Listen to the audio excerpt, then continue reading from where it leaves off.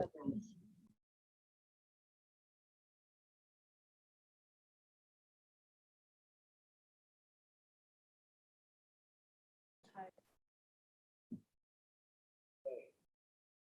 you.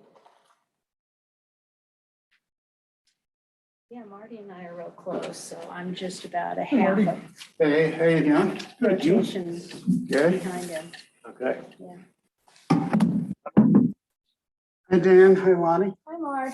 We have a couple of thank you cards to sign in and attorney. Okay. I would love to have those signed by everybody tonight, if at all possible. Okay. If no one else wants, I'd be interested in that Garfield County Emergency Communication Appointment. Okay. Okay.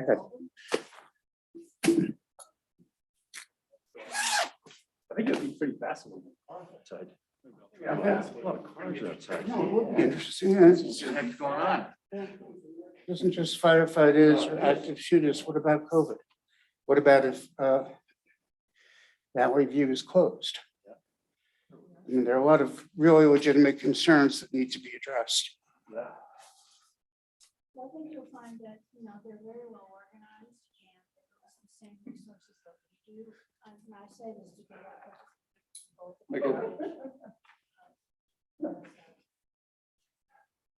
Well, I will say, one thing I'd like to see, I'd like us to emphasize more in town, and especially through Soperson and KD&K, the ability of the reverse emergency contact. So if there is a fire or an emergency, that they can contact you. Yeah. I mean, this Marshall fire is, I think, turned everybody on their heads to, Nice shirt. yeah, what's possible. Get the whole layout up there, huh? I just learned today on camera. Some ember flew into a house. It's the Marshall fire. So it was actually a house fire. They're still investigating the original cause. I think it may have been a shed on a property that this religious order owned. But the fire marshal who's investigating said, we're not going to know for months. He said, we're going in, we're trying to trace back the hottest spots, the direction of the flames where the charring went to. Terrible thing. That would be pretty fascinating to understand forensic fire stuff. I think it'd be pretty fascinating to try to understand. I think we spend a lifetime trying to understand. Yeah, Mark's not here. Notice how short he's getting? Yes.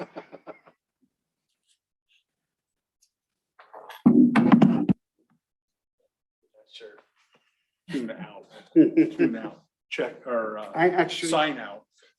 I have one similar to that, kind of black and white with a little yellow in it. I really like it. It's a attractive shirt. It's flannel season, but I told Dan the reason I wore this today is it reminded me in the old days before TV was 24 hours at midnight, you'd get that. oh, the test pattern pattern.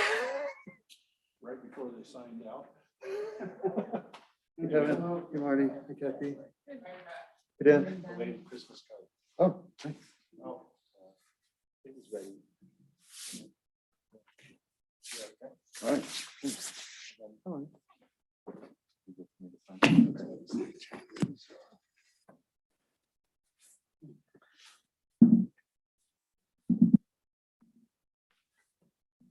You need these two, Marty?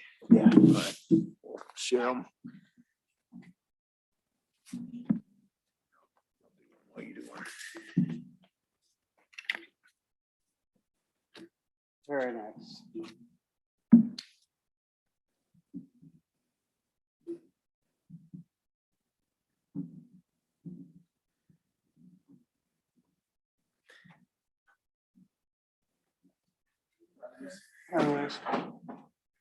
Hello, Pat and Scott, by the way.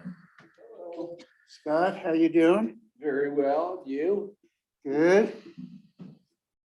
can say I can remember when you were a chef. Yes, many, many years ago. On Main Street. Yeah. You and, what's his name, had a store, Yeah. and that was, one of the very first. Ron Goff. Ron, that's right, that was the very first tasting dinner that my wife and I ever went to. Oh, good. What was the restaurant, Scott? Swiss Gourmet. It's where the Italian place is. Yeah, you did the build out and all that. Oh, that's nice.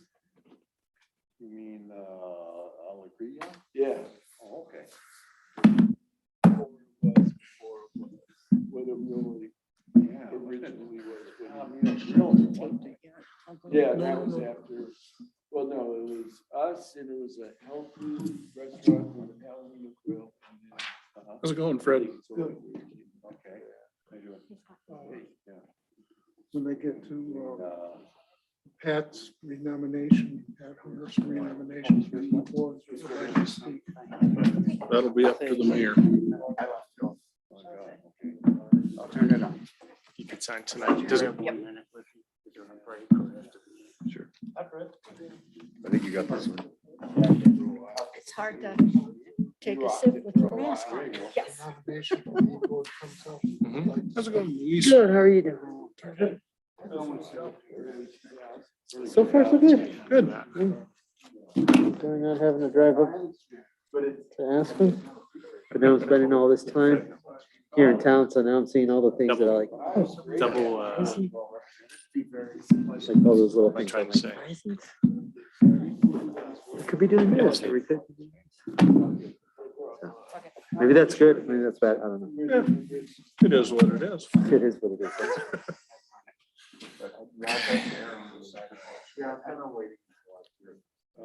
Marcus is here otherwise. So I hear you're really a masochist. Now I know. A what? Masochist. Heard you bought a package to run again. Oh, yes, I did.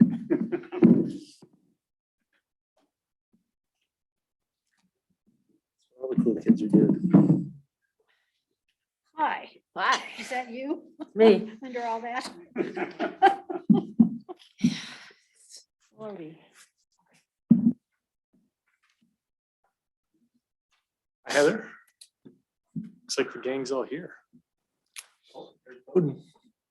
All right. Kathy, I think we're good to go. How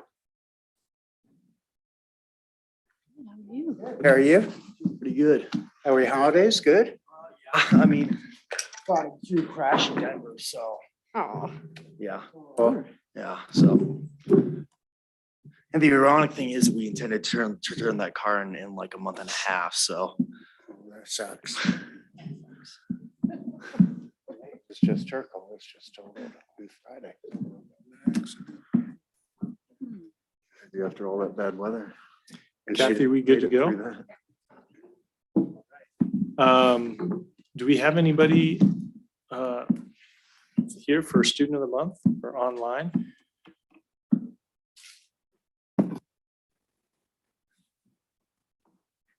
Doesn't appear so.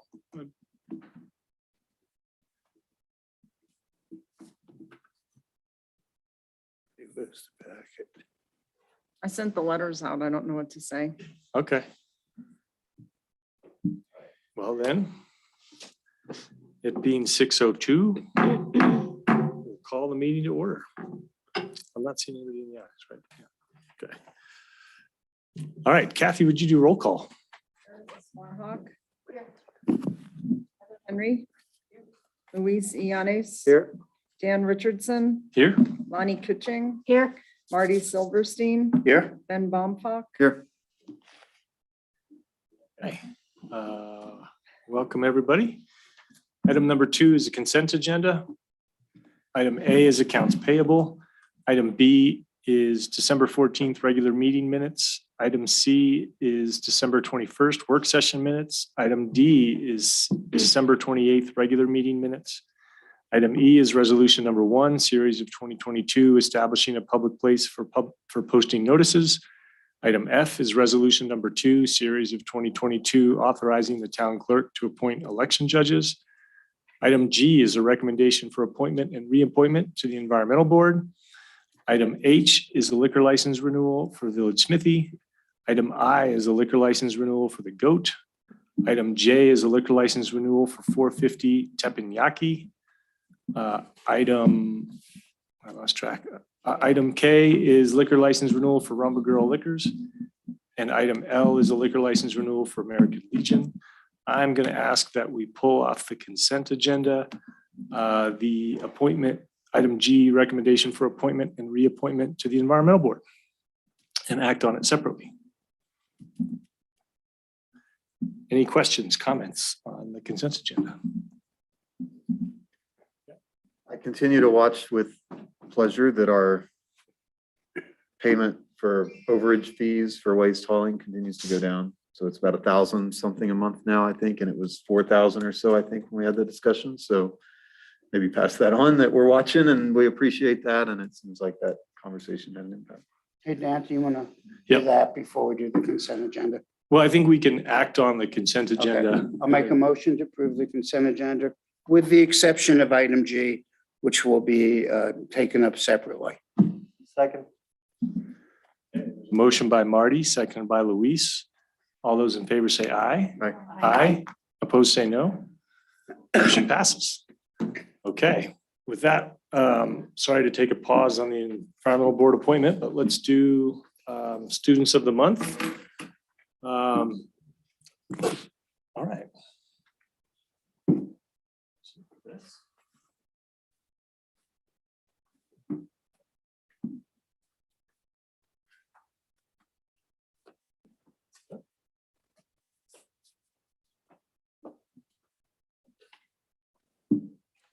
Hi, students. Do we have Alexa here? Well, Alexa, how about Iker? All right, come on up, Iker.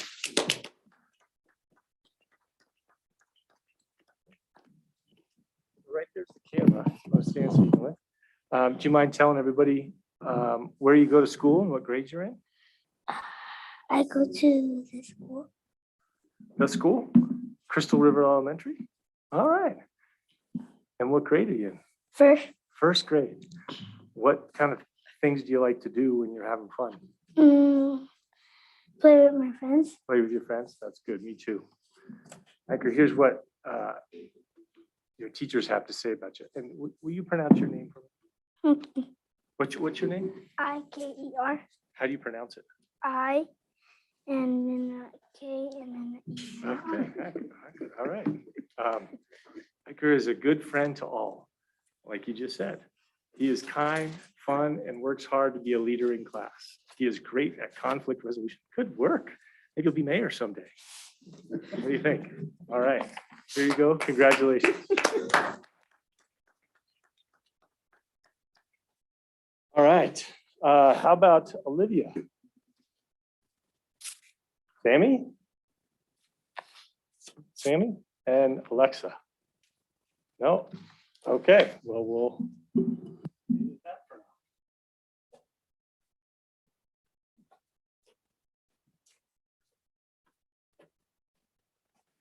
Okay. So moving back to item number G, recommendation for appointment and reappointment for the Environmental Board. I wanted to make a few comments, and I know there's members of the public who would like to speak. And Pat, you're obviously welcome to speak as well. So this is a reappointment. Actually, there's two appointments in here, so let me go back and get it. Second to get it brought up. Brad first.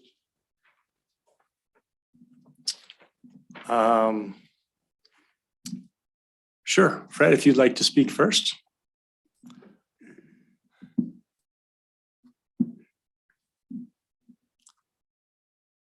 And Fred, if you would just push the button on the microphone and pull the microphone towards you. There we go. Hello, my name is Fred Malo, and I am the most recent member of the Environmental Board, approved by you guys last time, I guess. And that wouldn't have happened if it wasn't for Pat Hunter's encouragement / nagging to get me to apply for that board. And I'm very appreciative of what he did.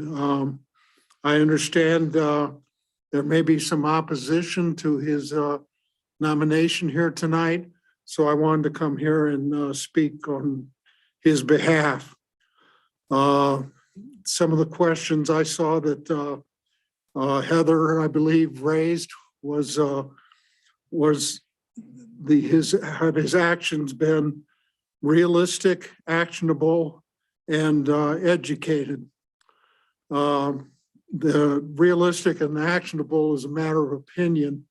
There's probably a lot of climate solutions that I have that most people would say is not realistic or actionable because they cost a lot of money. But that's where we have to look at what it's going to cost us if we lose control of this climate situation. As far as educated is concerned, I can't imagine anybody who's more educated than Pat. He does his research. He has a background in the construction arts, and he is constantly using his Google capacities to further enlighten himself and others. And he does that through his communication skills. Pat is also an excellent writer of letters to the editor, writer of information for those of us on the e-board.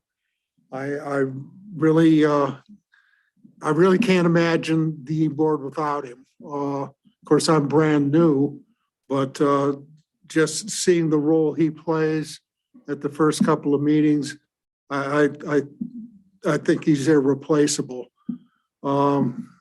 Perhaps the thing that turns people off is he's an activist. He believes in backing up his words with action, and him and I are similar in that regard.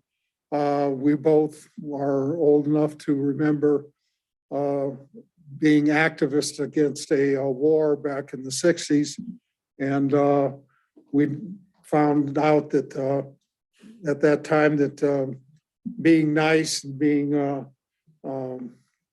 it's not always the way to get things done. Fred, if you could wind your comments down, I forgot to mention you had 3 minutes. Okay, I'm about done. Lawsuits have been mentioned. My father is a lawyer, or was a lawyer, and so I know that lawsuits can be arbitrary and have very negative impacts, but I know they also can be very positive. And in fact, you can sometimes achieve your goals by simply threatening a lawsuit without actually having any intention of going to court. They're not just things to fatten the lawyer's wallet. I can't. Fred, please wind your comments down. I'm finishing up right now. Okay, thank you. I would really, like I said, I can't imagine the e-board without him. I can't imagine where I'm going to get the guidance I need on that board in order to perform my function without him. And I strongly request that you guys approve his application. Thank you. Fred. Is there anyone else who'd like to address the board? Scott? I know the time constraints. I've been here before. Thank you. Scott Mills, e-board member. Pat and I both got on the board together 7 years ago. When we got on the board, it was basically, it worked on dandy days and about 10 years on single hauler trash pickup, and really didn't do much more than respond to the Board of Trustees if they had a request for information. Since Pat got on the board, through his activism, we've been able to impact commercial, residential building codes. We've worked on the comp plan, climate action. We've got a uniform development. And now the E-Board is found a place at the table. The E-Board is a volunteer group and has no financial or political agenda with what we do. We don't vote, we only voice. And Pat is one of our main voices for that. And though you may not want to hear it, he is giving you information that needs to be said. Because at some point, the community has made the goals that the government is here to enact, to zero out our energy usage, and you have to hear what it is. Everything that Pat says is fact-based. When he goes out, and I know you were thinking he was overstepping his bounds to get information from Garfield County, it was all open book. It wasn't based on him saying he's an environmental person other than a private citizen. I use the assessor's information all the time in my work in housing. And so it was totally open and above board. And getting the information from XL Energy was a Google search. So he's not going around behind people's backs doing anything. He's just going out, finding the facts and presenting them so that you can understand. Sometimes people don't want to hear it because they're doing it their own way. But what he's giving is good information that we need to use to incorporate in our uniform development code, so we do move on our timeline correctly. So I support reappointing him. Thank you, Scott. Anyone else? Colin?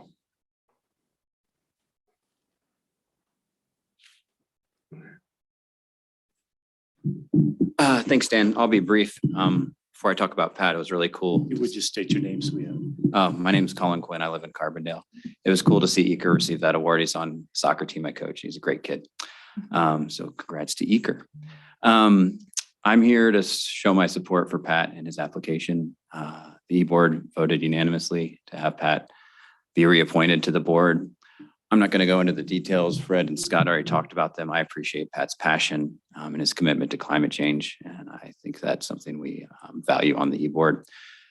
I will say the fact that we're even having this conversation, that 4 of us here are on the E-Board to discuss this reappointment, maybe highlights the fact that I think we could all maybe look from where we sit on the E-Board and on the Board of Trustees to strengthen the relationship we have.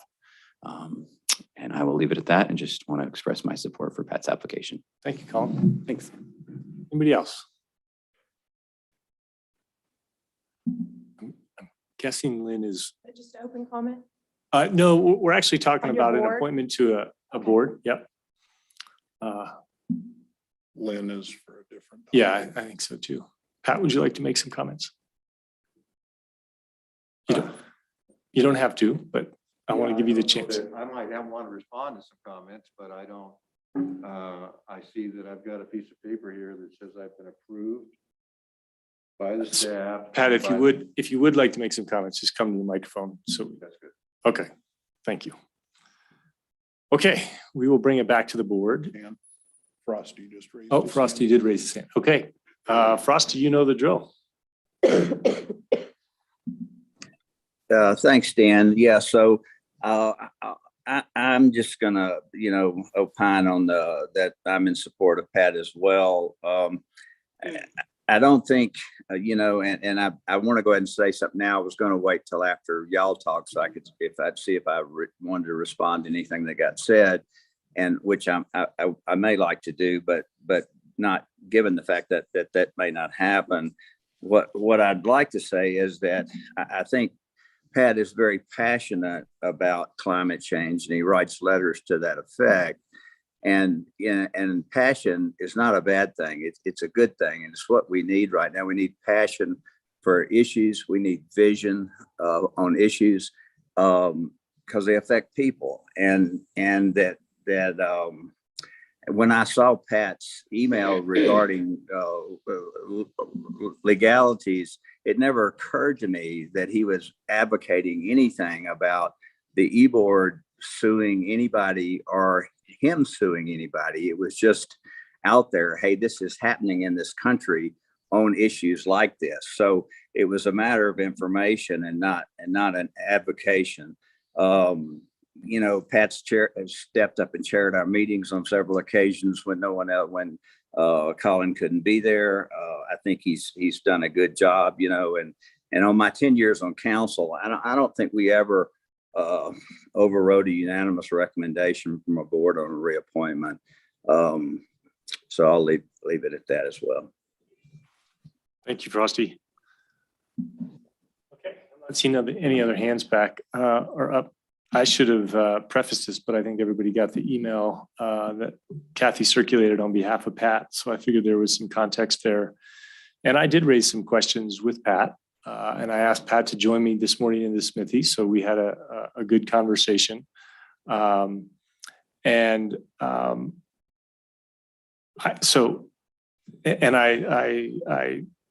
told Pat that I was struggling with the idea of reappointing him. And I knew people were here to speak, so I wanted to give this a dedicated opportunity. So with that being said, I think I'll just start off my comments and say, I agree with what's been said. I appreciate Pat's contributions, your contributions, Pat, to the e-board. I firmly believe that there are some things that have happened in this community that wouldn't have happened had you not been involved, for the better. But I also think that there's a point when behaviors cross a line. That line is not firm. It's not, obviously, if there are rules that are broken, I don't think there were any rules that have been broken. But I think there are behaviors that, at least for me, make me question, is this a working relationship? And I really struggled with that, given some actions. I don't need to go into details with that. Colin and I spoke today too, and I take very seriously that when there's a unanimous approval from a board, that we have to pay attention to that. I suspect that the board will reappoint Pat, but I personally believe that the behaviors have crossed a line, and I felt like it was important to make that heard. So with that, I would be happy to entertain a motion or any other comments. And there's a recommended motion on page 33.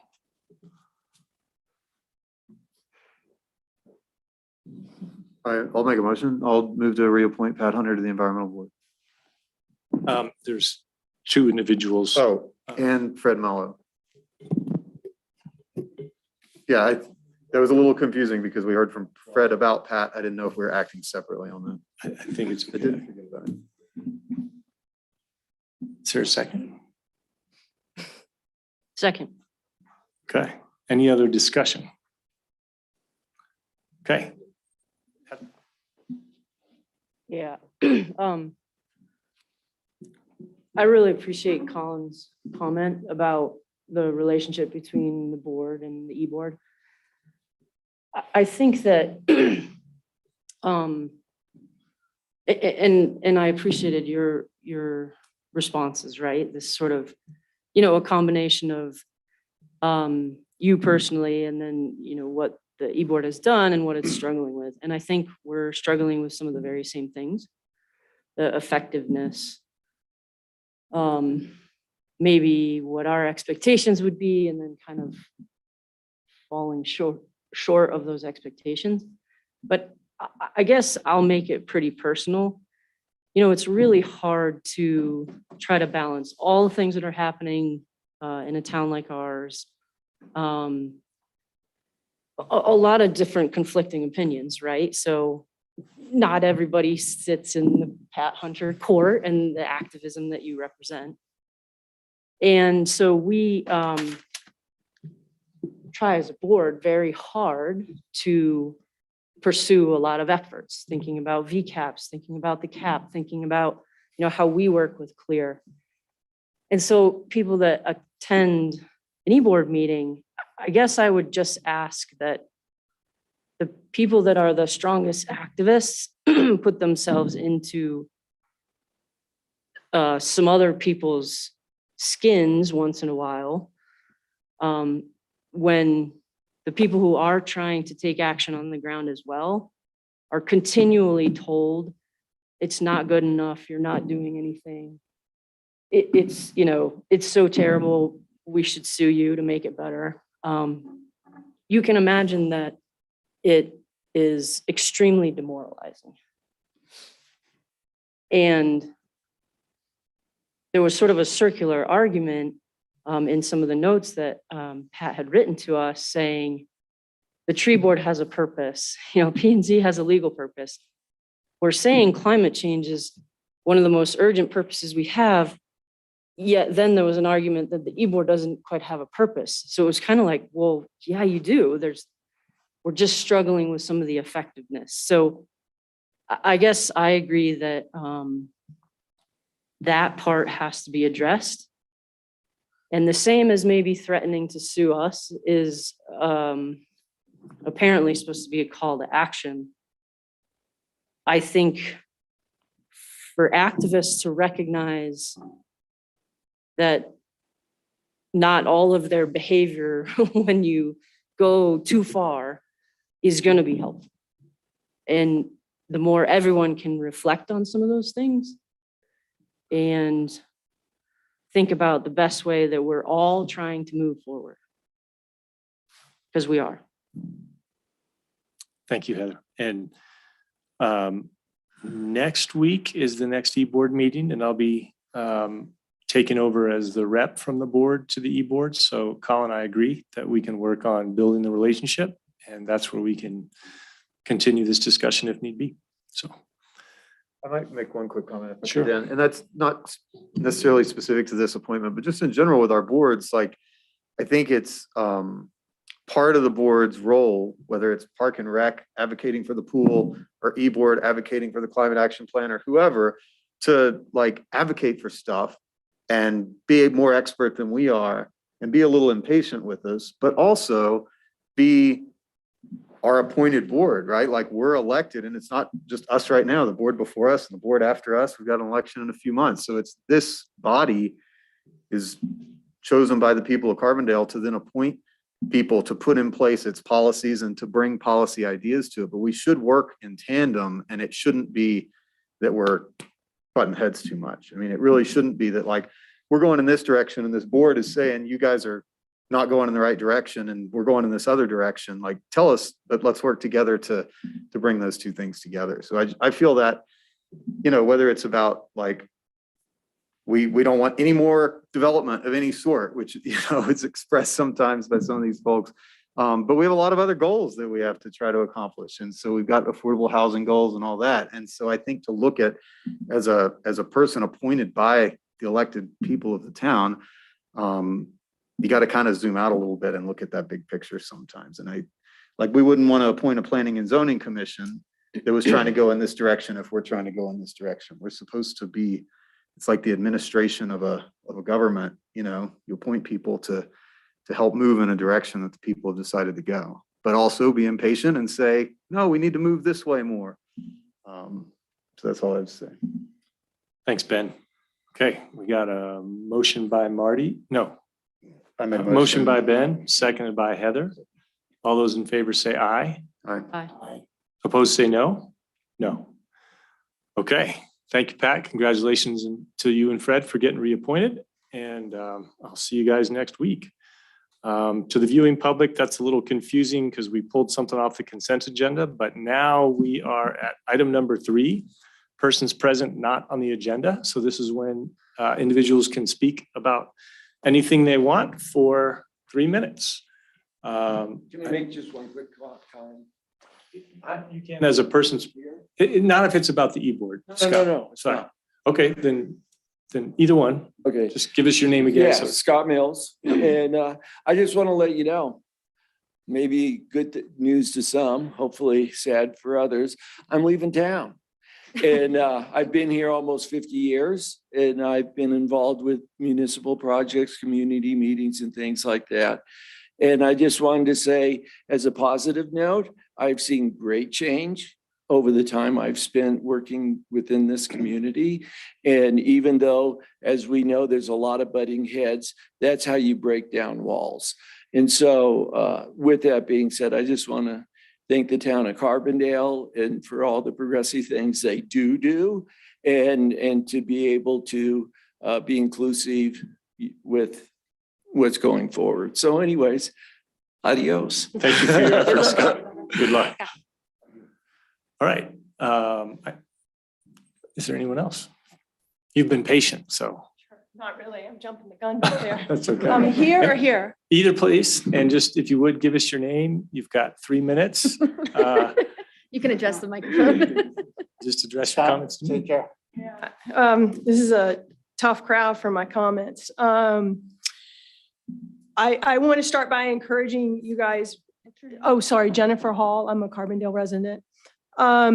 I want to encourage you to continue to stay informed and use all of the resources that you have available to monitor what I think is a very fluid situation with the whole national narrative on COVID, and in particular, the mask mandates that are in place, out of place, enjoined by the court, et cetera.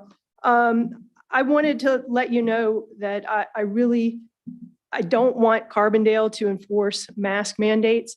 I do want people to have the right to decide what is right for them and for businesses to decide what is right. And if a business wants to put it in and you don't want to wear a mask, then don't go to that business, go somewhere else. But it gives everybody the liberty to make decisions for themselves.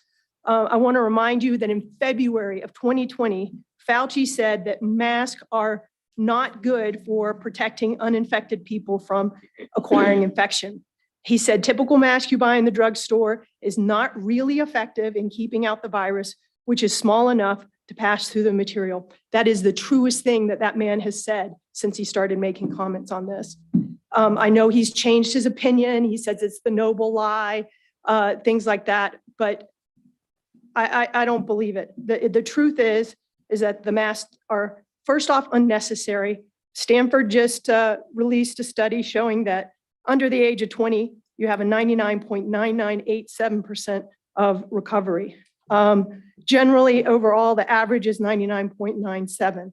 So I don't think that they're unnecessary. I think we're going to find with Omicron that the majority of Americans are going to get this virus.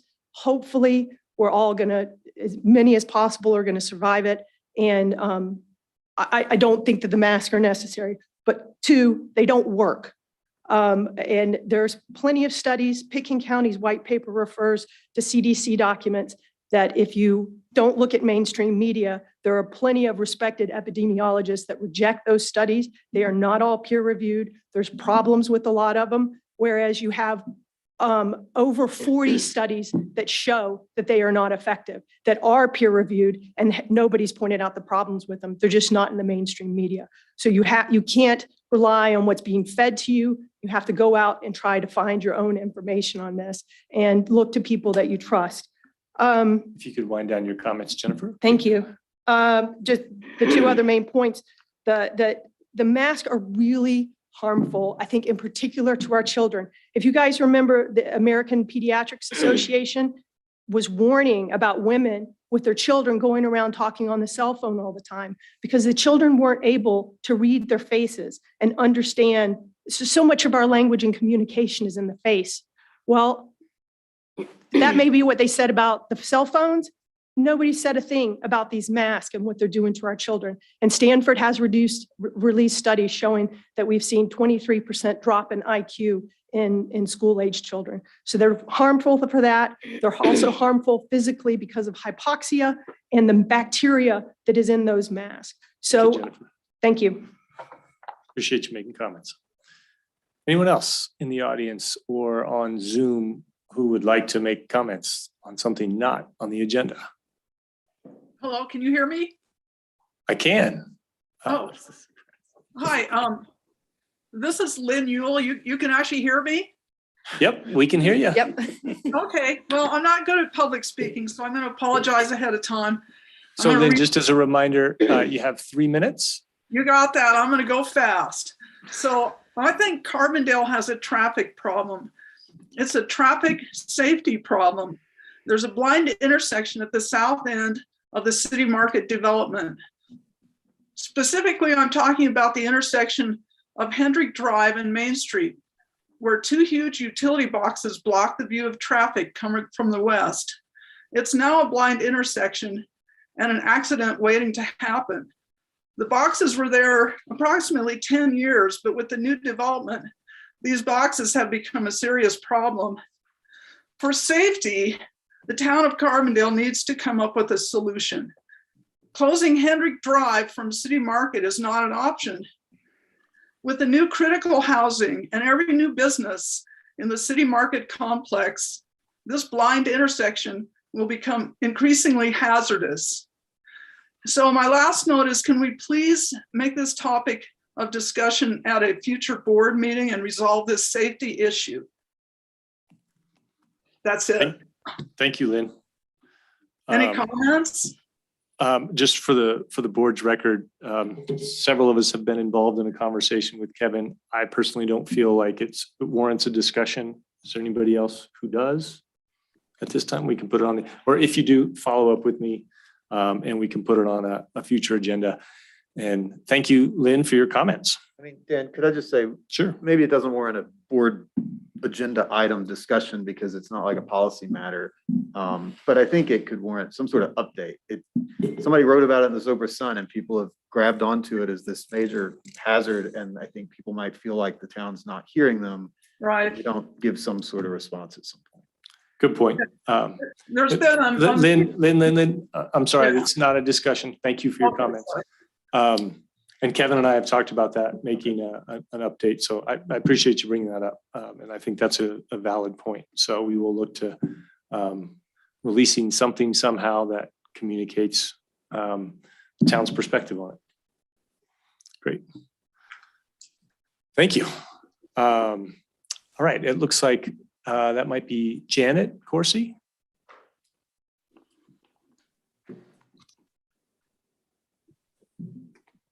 Good evening, trustees. Thank you, staff. I'm Janet Corsi. I live at 498 Morrison Street, and can you hear me? We can. Thank you. I wanted some attention to be paid to Morrison Street during the 8th Street project. I have a map, but no camera. Morrison Street connects 8th at Village, where the cemetery is, and then tees into Merrill. I've been observing traffic on this street while I've been out weeding and more recently chipping ice. And most of the cars transiting Morrison go straight from Merrill to 8th Street or vice versa. They do not turn onto, nor do they originate from Morrison, Mesa Verde, Mancos, Redstone, or Dakota. Morrison is dense with parked cars. We have bike riders, scooters, skateboarders in the street, on the sidewalks. The sidewalks are difficult to observe from a driver's point of view due to the parked cars. I'm requesting that a baseline study be made of the vehicle numbers and possibly their speeds prior to the modifications on 8th Street, so that the effects of the changes to 8th Street can be measured during and after construction. Thank you. Thank you, Janet. Thank you also for sending your letter via email. So either myself or Kevin Shoresman will follow up with a response. As this is not strategy, we'll keep it in staff's hands. Okay, anyone else? Yes, ma'am. Good evening. My name is Yolanda Melendez, and I'm a resident of Carbondale. And I live on Will Drive. So I moved here in 1980, and then I decided to settle in Carbondale because I love this town so much. And I lived in Aspen for a while, and of course I lived at Glenwood. But I think that Carbondale is unique, you know, and it's happy-go-lucky and just kind of nice. I think people are so nice and kind here, and I love that about this town. And I'm raising a child here, And that's important to me, that people be nice and kind and, that I raised her in that sort of environment. And we do care about others, I try and keep my sidewalk clear, from ice and stuff. I care about people's well-being, but I do feel the masks are not effective. They are theater. And I feel that last year during the mandate, that there was a lot of anger and I don't know, there was a lot more tension between people that didn't have a mask on, and if there's no mandate in place, people that want to wear a mask, they can wear a mask. But those that don't want to, I feel, have the freedom to not wear it and not get as much resentment. I think that people that don't want to wear a mask is partly because it's very difficult. For me, I find it harder to concentrate. I almost can't think in the store and do my shopping. So, it's like I have to make multiple trips because I've forgotten half of my stuff. And also it's very difficult to breathe. It fogs up my glasses and et cetera. And I'm sure that happens to a lot of you. Like I was at the library the other day and they said it was a recommendation that we wear a mask. And I really like the people in the library, and I did put my mask on, because they recommended it in a nice way and everything. I just feel like, I don't know, I just think it needs to be, we're not Aspen and we're not Glenwood. I don't want, I hate to think of us becoming like either place, it's like, I feel like it's uptight a little bit in both places. And again, I hope that we can maintain the nice, giving atmosphere around here that we've, developed and grown here, in Carbondale. And so I am very much opposed to the mask. I think that they're oppressive, and I don't think we want to be in an oppressive town like Aspen. Thank you very much for your comments. And I should have clarified because there was a discussion or a mention in the newspaper that we may discuss it tonight. Right now, there's no plan for us to reinstitute the mask mandate as of right now. So just so you know. Thank you. Yeah, and I meant to say that after you spoke, Jennifer, but just letting everybody know. Thanks for letting me share. Sure, thank you. Does anyone else like to address the board on an item that's not on the agenda? Might have set a record tonight for how much comment we had. Yeah. Okay. Some sort of comment, some sort of record. All right, we will move on to item number 4, trustee comments. Anybody got any? Marty's saying no. Okay, No. Okay, go ahead. I have several. But being how I've gotten emails and phone calls about requesting a mask mandate, and I'll just let my personal feelings be known about it. I am not in favor of a mask mandate. I don't believe you can adequately enforce it. Whatever your opinion about whether masks are good or bad, it's no good doing a mandate if it can't be enforced. Okay, there's currently a mandate in Glenwood Springs.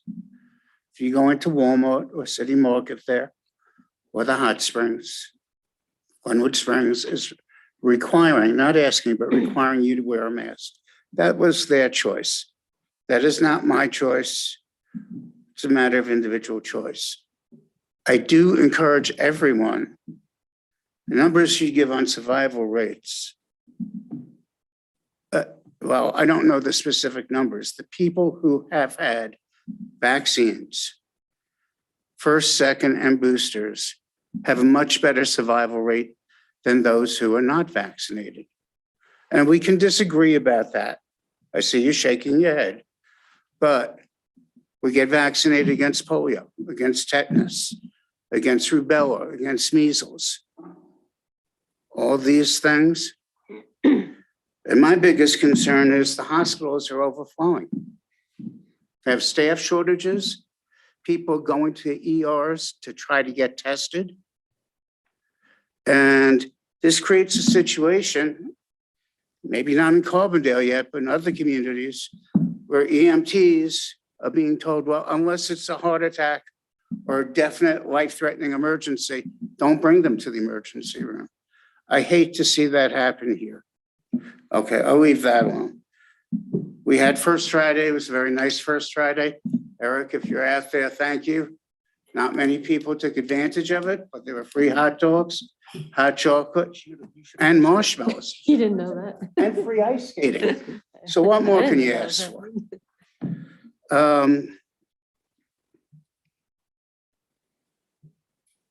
Again, City Market is not requiring masks. They're encouraging people to wear them, and that's up to you. But I will say that we have a problem like every other community in this country. You go to City Market, the shelves are empty. The pharmacy is closing for a couple of Sundays due to staffing. On the news before I got here tonight, they said King Super City Market is short 2,400 employees in the state of Colorado. Yeah, 2,400. And they're going on strike in Denver. So this affects us all. There's a shortage of workers. If we can patronize local businesses, if you want to go out, go out. If you want to get takeout, please help support them, get takeout. That's all I have to say on that. I have one last thing I'd like to say apropos of the e-board, very briefly. The e-board, all of our boards, we need to have good communication between the boards and the BOT. And I feel sometimes the communication is not as good as it could be. If there are things that you want, come talk with us, tell your trustee, representative. And I'm not going to promise you we can make them all happen, but we can try. But we need to be civil, and the men and women on the boards are all volunteers. The trustees are working for less than they would make if they worked at McDonald's and Wendy's. So we need to be respectful of each other, and I'll leave it at that. Yes, Heather? So just very quickly on affordable housing and our regional coalition. So we had a couple of meetings towards the end of the year, kind of picking up the ball pretty much. And so we formed a steering committee. So there's a few Down Valley, myself, Elise Hoddle from Basalt, Kara, who you all know well, Betsy Crum, Nan, Sundin, and then Dave Myler, obviously. So a couple of things that are happening. There's a little bit of like a trifecta. So the regional coalition is moving forward.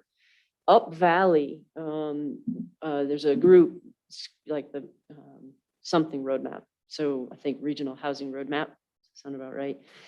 So they received a grant for services assistance to kind of do, planning around what a regional coalition would look like. And then the Aspen Institute has also kind of picked up the ball, curious about putting together a 3-day housing summit, and what that would look like, and then how that might like transition into some sort of regional thing. So the roadmap has gone ahead and said, we'll be this, like, we're going to try and be the nexus. So John Peacock has been in touch with Crystal at the Institute, is coordinating with our steering committee in the hopes that it's not, just sort of fire off in a bunch of different directions. So it may be that like this all comes together, and so you have these sort of 3 powerhouses that figure out how to move things forward. And likely we pause a little bit. We're deciding we pause a little bit with the MOU to like feed it into the roadmap exercise, use some of the fees, that they got via that grant and services to kind of decide how that may move forward. So a little bit of like a stay tuned, because we kind of got started and somebody else got money, and trying to follow the money and find the most effective route. But having the synergy between the existing Down Valley efforts and some of that's, being sparked up Valley, I think is hugely powerful. So, Yeah, I'd say that's all good news. yeah, I think so too. Good. Thanks, Heather. Anything else? Nope. All right. Bowden? Since the discussion on a mask mandate came up tonight, I would just like to make my personal opinions known. It's just simply unenforceable. Like at the high school, some people originally, no one wore them. Like we just had them on our necks. Like it's unenforceable and it just doesn't really make any sense. So, and during the original mask mandate, I believe when that started, before my time on the board, none of my friends, no one wore them. So it's just like, how would we enforce that? And it just doesn't make really any sense from an enforcement standpoint and an effectiveness standpoint. So. Okay. Thanks, Bowden. Anybody else? I'll just. Lonnie and then Erica. Yeah, just real quickly. I am due to be formally seated on the State Wildlife Council tomorrow. Something that I mentioned last month, and I wanted to thank this panel for the past 4 years of working together through some fairly thorny issues that will prep me for what's likely to come in this new role. My first official meeting is next week, Thursday. And although I haven't seen the final agenda, from what I've heard and read, one of the hard ones is likely to be the implementation of the gray wolf reintroduction that voters statewide approved last November. As I mentioned to Dan earlier, I'm feeling a little like Dorothy and the Wizard of Oz, dealing with lions and wolves and bears, oh my. But once again, I'm very appreciative of the way this group has together with our legal counsel and senior staff as a cohesive unit tackled some unprecedented challenges that I'll carry with me as I enter this larger arena. So thank you all. The past 4 years have meant a lot. Thank you, Lonnie. That's a big darn deal. So congratulations again for being appointed. Thanks. Erica? I just want to take a little bit of time to acknowledge the Marshall Fire on the Front Range. And because I got a note from our colleagues with Colorado Communities for Climate Action, and those were all, so Superior, Louisville, how do they say it? Louisville, Boulder County, and Broomfield are all CC4CA members. Broomfield is one of our newest members. And it took a couple years for their council to decide to join this, coalition of communities working on climate. And then you have something like this happen where it really puts climate, just like Pat said in his letter to us, right in the front and center of what kind of impacts that we're going to be dealing with. So just kind of as it's part of the CC4CA update that some of our fellow coalition members were impacted, but also just, communities in our state. While we were here getting powder days, they were not getting any snow and getting, these horrendous winds. And it also, I think, we talked about, we've had conversations with our fire district. It just kind of brings up all of that resiliency. What are we prepared for? 991 homes. That's, almost half of our town are gone. And I just think it emphasizes our work on climate action, which I do think we do a really good job of, even more so. And then CC4CA did reach out directly, kind of offering any support from our community. So I don't expect them to call on Carbondale to help them out. But Boulder County is one of the founding members and one of the biggest funders for that organization. And they're obviously dealing with a massive disaster relief component now. So just wanted to raise that because I felt like it was easy to not realize it was happening here, at least for me, because I was literally enjoying the snow the day it happened there. So that's all. Thank you, Erica. Yeah. All right. Anyone else? I got a couple of items. Kevin reminded me this morning that we talked about having a introduction to the public for Lauren. And so I'll be following up with all of you. It seems like I had a conversation with one or more of you on a good way to do that, but my memory escapes me right now. So I'll follow up on a good way to do that. Obviously, we want to give her a chance to get her feet on the ground, but she'll start next Monday, and super excited about that. So is Kevin. Kevin is too. Yeah. Sad face. Secondly, last night I attended a wonderful Zoom meeting. I usually don't say those two words together. but I was asked by Maria Judith Alvarez who's a community builder in the Latinx community, to just speak with members of the Latinx community. And I commented on some recent legislation from last year that essentially repealed what I would categorize as some anti-immigration laws from 2006. And I wanted this group to be aware of those items. But they also asked just random questions, and it was lovely. And there was translation. And I just really want to say thank you to Maria and everyone who participated in that. It did bring up the question. It sounds like there is genuine interest to attend meetings. Unfortunately, none of them had tried to attend while we were doing translation. But there was an attempt since then. And so I thought I'd bring up the group to see if it makes sense, whether we want to continue that by finding another translator or not. So think about that. I don't see why not. And then lastly, I don't think we ever filled the third spot on the Equity Action Project, which will be starting in a couple of weeks. And if we did, I forget that, but is there anyone? It was going to be Ben and myself. Because I'm a short timer, I'm happy to give up my seat if there are two people who want to attend, but we could use at least one person who wants to attend.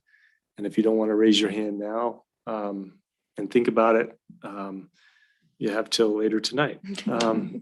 So Let me just pull up that schedule. I might, but I need to look and make sure I could commit. holy cow. Yeah. Okay. Super busy, I could Heather. do this in- Okay, great. Need some gender equity there, you too.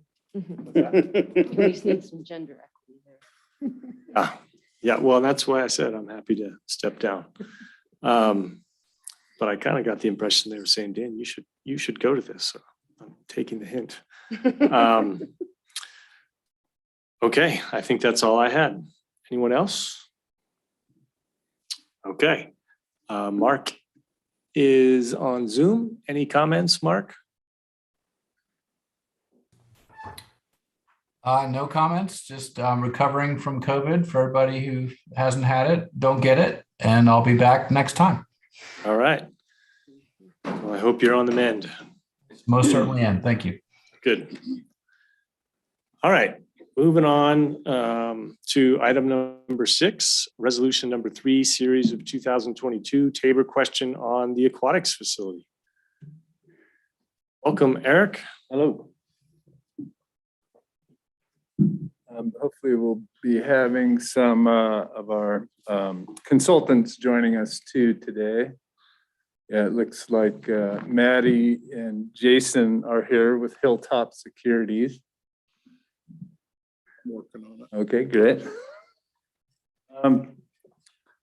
So the resolution in front of you is asking, for you to provide authorization for a municipal election on April 5th, 2022. And you're looking at the ballot question language which has been put together. And this would be asking the voters to increase the town of Carbondale debt for up to $8 million for the purpose of replacing our aging municipal pool. One important thing I want to make sure that gets out there and starts to get out there in force is that the ballot question language shares with the voter that this increase in debt would be conducted without any increase in tax rates and without any imposing any new tax rates, whether that be sales tax or property tax. And so that's a big information item that I definitely want to share at this point of the game. We did an aquatics facility conceptual plan utilizing a GoCo funded grant. And so that really gave us some great public feedback on what they want to see in a new aquatics facility. And so that's where this is kind of the next step in that process to move this project forward. And so we've been working with Hilltop Securities. They're our municipal bond financial advisor. And they're really helping us with determining and detailing, how to get about and the future costs of this pool and how to get there. they also will be negotiating with the bond underwriters in the process. So we do have some experts in the field helping us out with this process. Renee and I have had a crash course in municipal bonding for sure. So it's really nice to have them here and be a part of the team. Hilltop Securities works with Butler Snow for their legal bond counsel. And Butler Snow is the entity that produced the resolution and ballot language that you're looking at tonight. So I'm going to hand it over to those experts to kind of allow you guys to kind of pick their brains and ask them any questions you have. What's also included in your packet was the comparison of the total repayment amount for the ballot parameters. And so there were 3 scenarios that we looked at. And so quite complicated, spreadsheets there. So that's what I'd like them to kind of cover with you guys. And if you have any questions on those and how we kind of ended up in scenario 3 at this point of this process. So they really explained that well too. Renee and I, so that's where I would like to go with their expertise tonight. So Thanks, Eric. Maddie?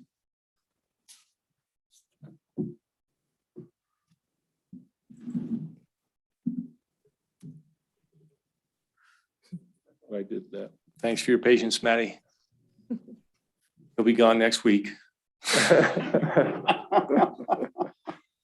Off with his head. That was a burn. That was-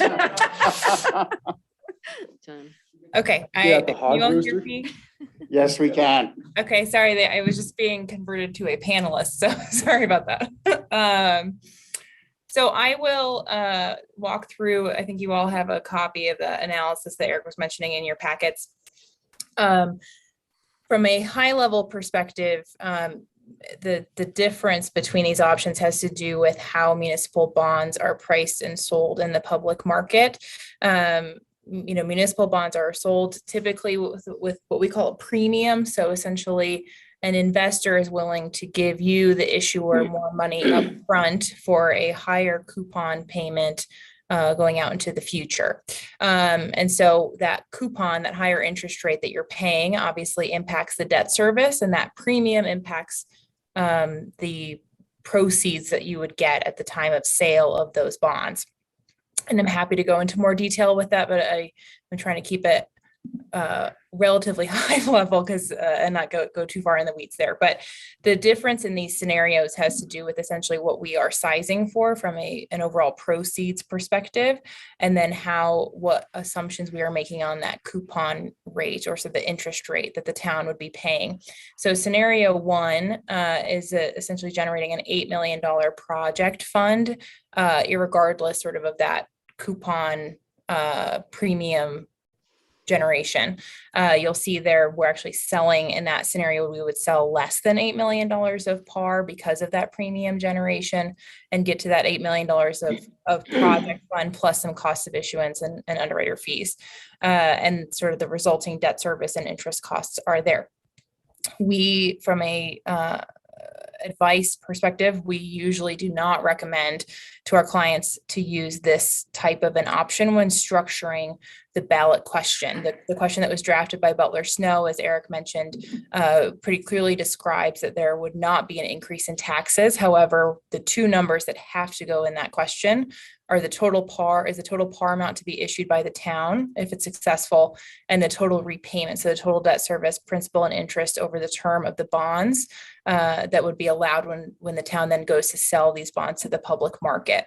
And so this analysis, what we walked through here with Eric and Renee, was to sort of figure out that second number. So that total repayment number, the par amount, that $8 million, we typically recommend to include the dollar amount that you need to be able to finance your project. We want to make sure that if you're going to go out to voters and tell them that this is the project that you are asking for their approval for, that you are in turn able to go around and sell bonds and generate proceeds sufficient to be able to fill that promise to voters and build that project. So that's where that $8 million number comes from.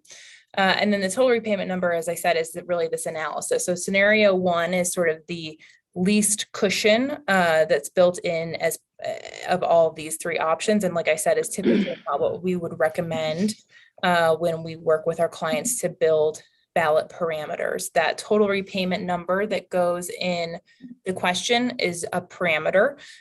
We hope and plan to have the total debt service number come in lower than that, but we want to be able to provide the flexibility, particularly with where the town is right now in its planning for this project, to make sure that you will have sufficient proceeds to be able to build this aquatic facility. So then that sort of leads to scenarios 2 or 3. Scenario 2 has a lower coupon, so a 4% coupon, which is right now investors are sort of demanding somewhere between a 4 and a 5% interest rate to be paid by coupon rate to be paid by the issuer. You'll see that total repayment is slightly higher. We're issuing the full $8 million, which generates slightly more in proceeds. So right, we're at, in taking out the cost of issuance and underwriter's discount, we're at about I'm going to round up $8.2 million of project funds. So that essentially would give the town, if it needed to, an additional $200,000 of proceeds if costs came in higher than currently anticipated, or there were other Parks and Rec projects that the town decided to fund with these proceeds. I will say you do not have to issue the full $8 million. So if this is the interest rate environment that we are in by the time the town goes to sell the bonds, if all you need is $8 million of project fund, then that is how we will size the bonds. Again, this parameter is really just to maintain as much flexibility as possible, given we are currently in January in a rising interest rate environment, and the election is not until April, and likely if the election was successful, the town would not then go and sell the bonds until a few months after that. Scenario 3 then includes just a 5% coupon. So essentially that coupon rate is the only difference between scenarios 2 and 3. You'll see the project fund for that is much higher. We're closer to 8.8 million, but the total debt service is also higher. So 13.2 million under the second scenario and closer to 14.4 million under scenario 3. This scenario 3 is typically what we recommend to our clients when they are structuring ballot questions, again, to provide the most flexibility at the time that the town goes to sell the bonds. If, again, that is the interest rate environment that we are in, you would not need to, you don't have to sell $8 million of bonds just because the election question allows you to do so. You can't sell more than that, but you can certainly sell less than that if we are in a strong interest rate environment and you're able to generate sufficient proceeds by selling less par to achieve that project fund. Maddie, good evening, board. This is Jason Simmons, colleague of Maddie, and I just wanted to add on what Maddie and just reemphasize what she said, that the ballot parameters are purely just that. They are parameters of which the bonds can be issued. In no way, shape, or form are the interest rates being set on the bonds at this time. These are really just kind of maximum ballot parameters for the question. The interest rates on the bonds will be set at the time of issuance. As Maddie said, if the town is successful in April, the bond will be sold sometime later in 2022, potentially even early in 2023, depending on when you need those funds. So we do try to build in a lot of flexibility because we don't know what the future interest rate environment will be. But I do just want to make sure that it is understood that these interest rates are not set now. They will be market rates at the time of issuance, which will be at some point in time in 12 to 18 months in the future. Thank you, Jason. Thank you, Maddie. Any questions?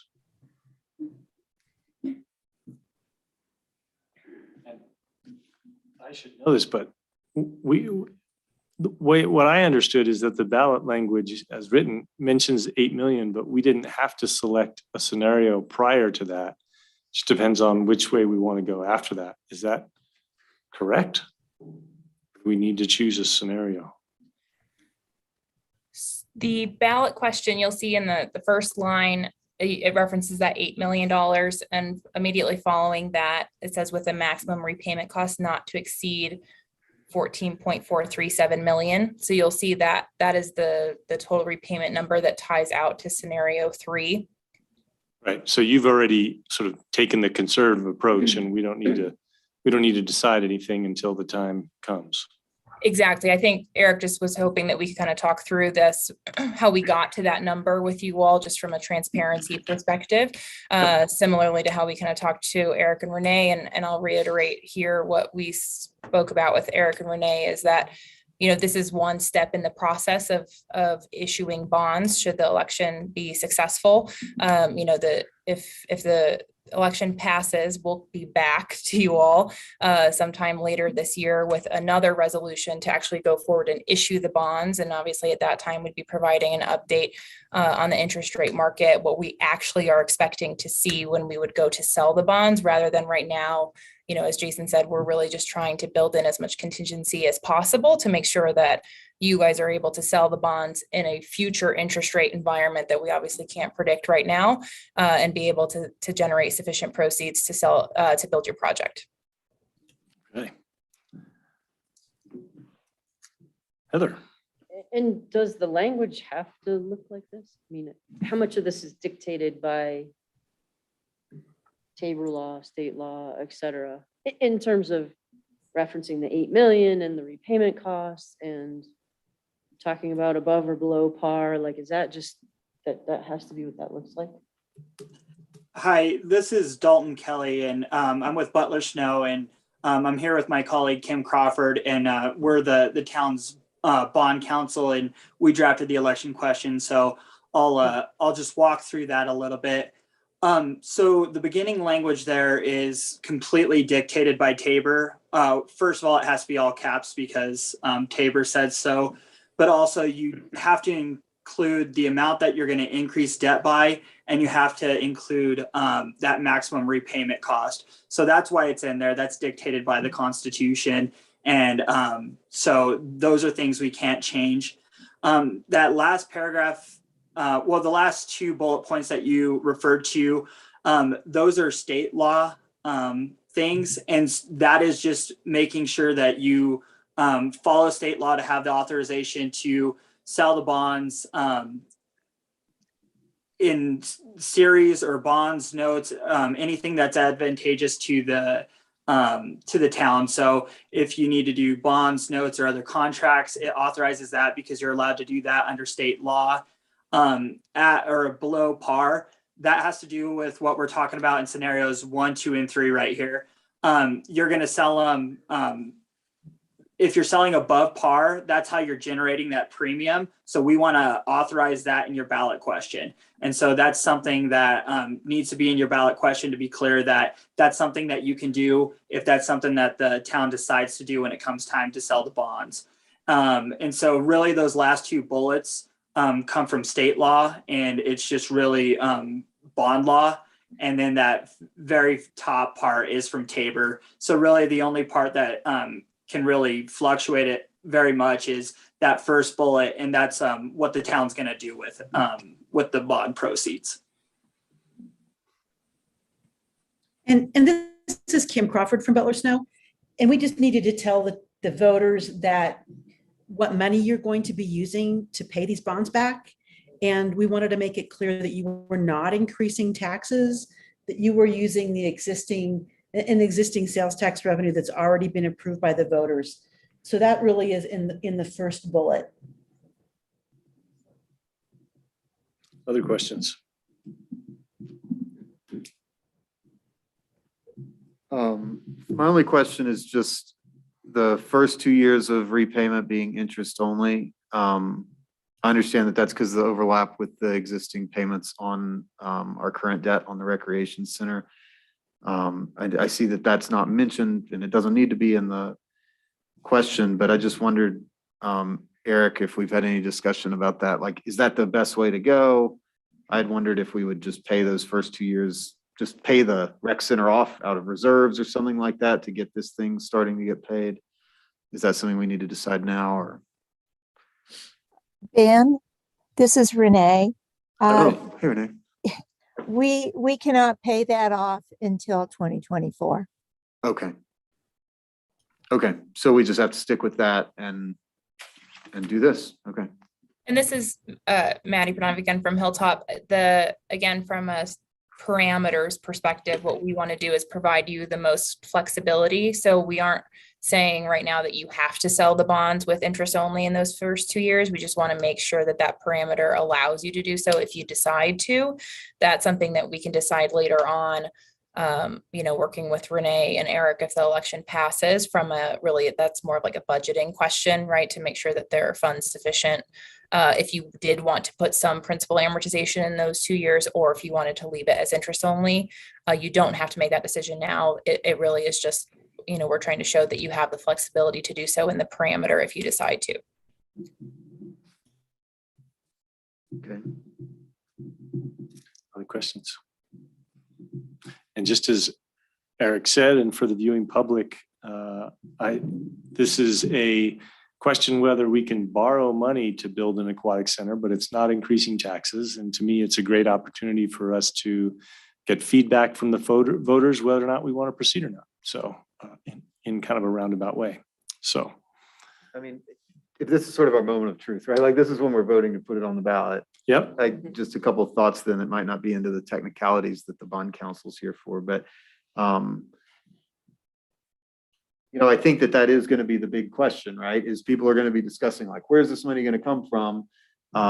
Should it go toward other things? And so it seems to me like what we're saying by putting this on the ballot is that within the recreation sales tax revenues, we forecast with our future budget projections that we're going to have enough to cover pretty much all of this, with the exception of those first 2 years when we're still paying off the rec center.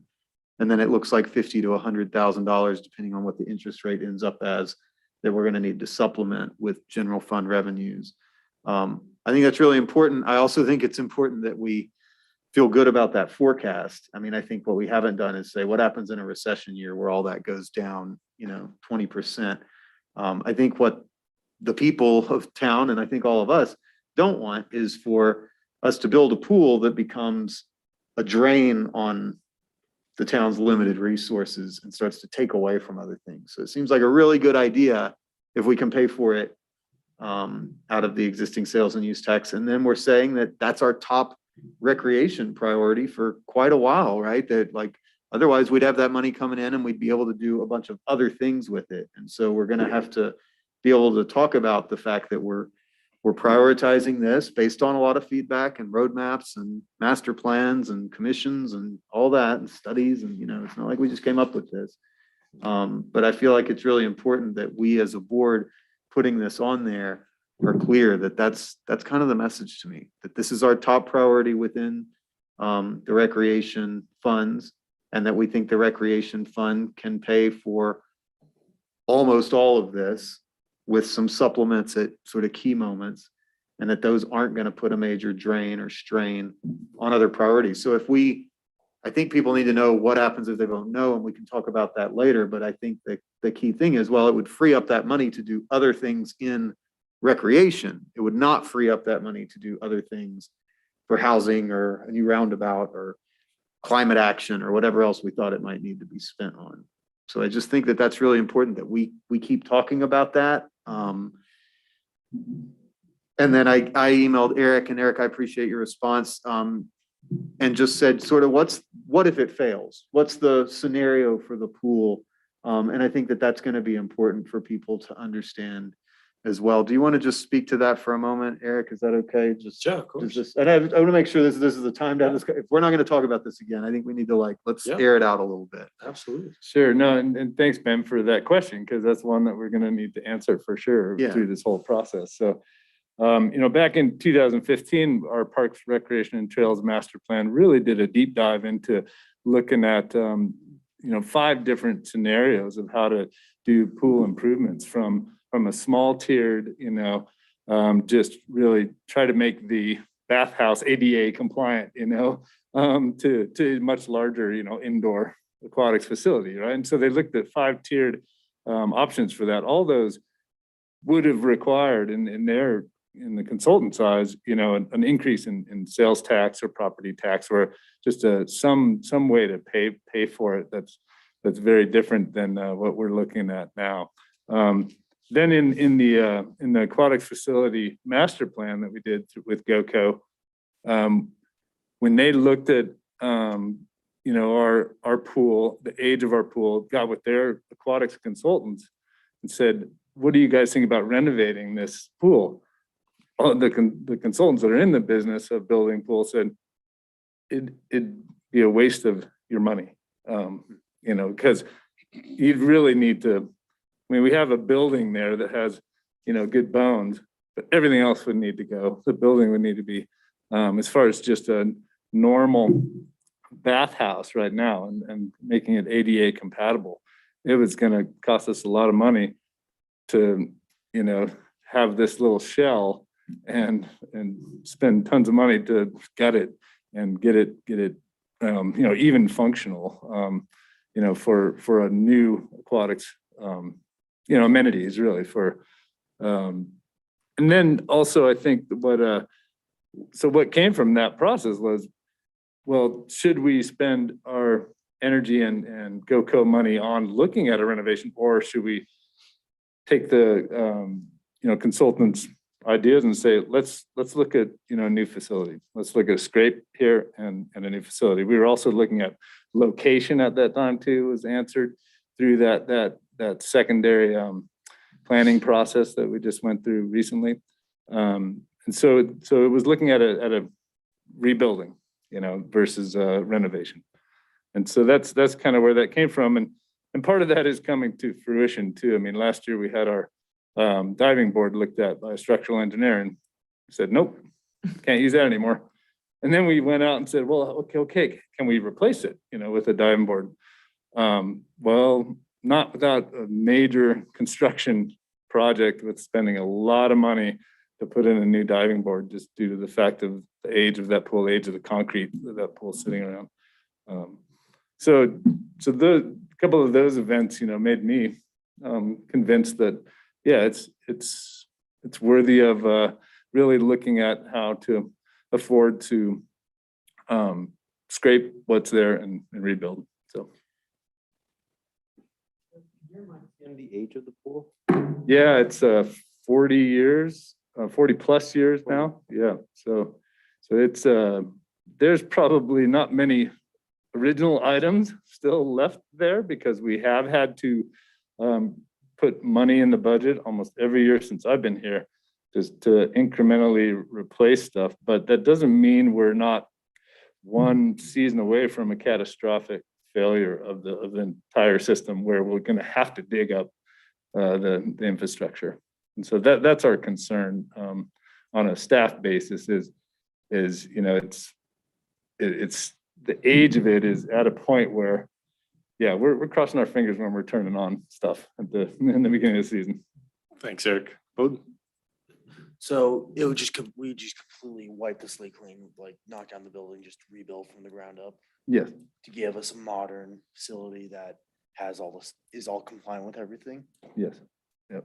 And we'd also, if the conceptual design is right out here outside the door here. And so it's also a two pool system. So 2 separate pools versus one big body of water. And that way you can maximize your space and maximize your use of those 2 pools. They can be used at the same time for different programming.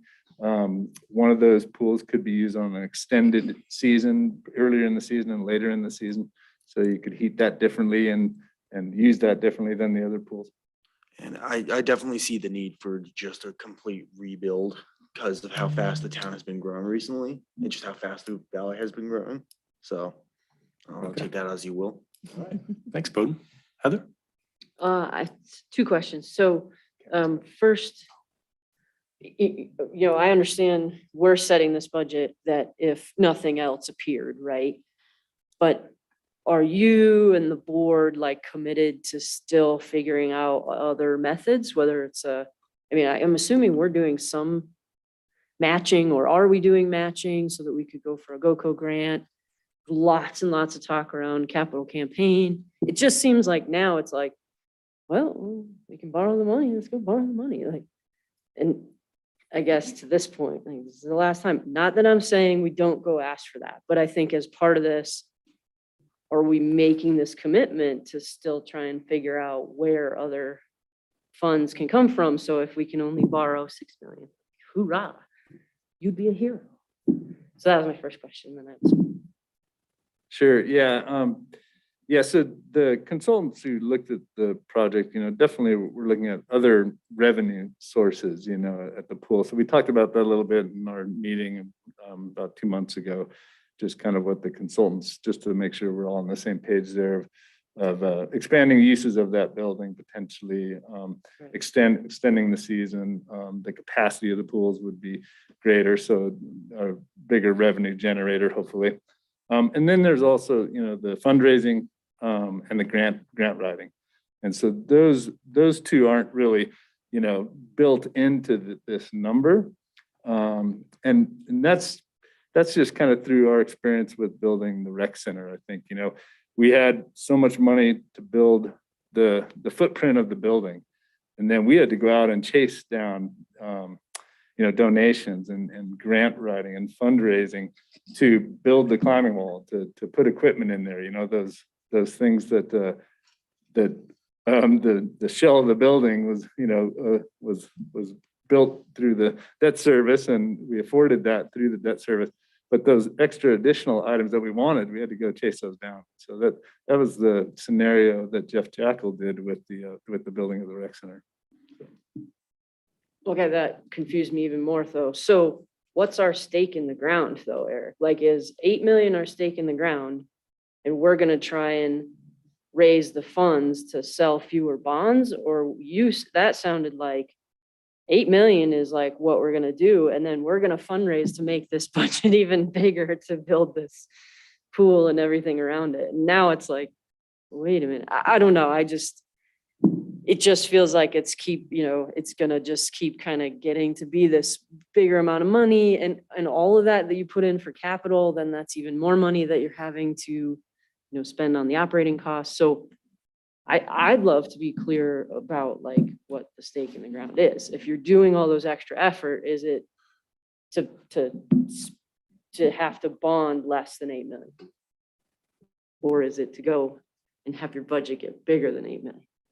Well, we have a conceptual idea, a design of the pool, which will change, as you well know, through this process. I do.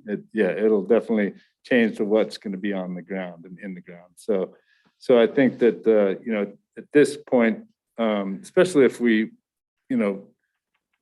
want to make sure we do have the ability to build this and not come up short, and we're at that decision point of let's make sure we have enough to get a facility.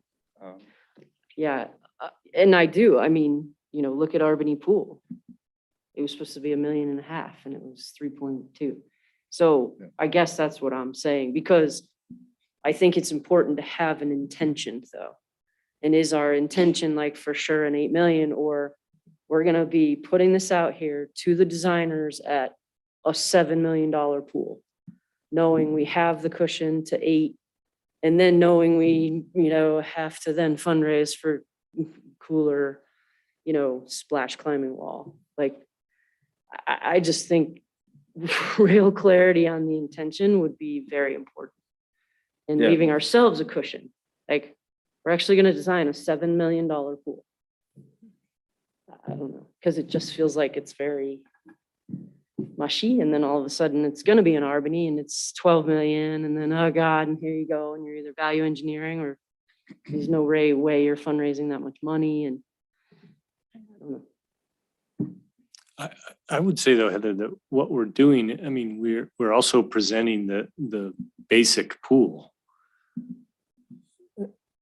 I hadn't really thought about this till you asked the question, but it seems like the two things we're committing to is that we're going to build something that looks like that pool, and we're not going to borrow more than 8 million. Given the variability of construction costs, we can have intentions, but those variables are still to be determined. But I don't even feel, I'm not sure I'm clear on what the intentions are.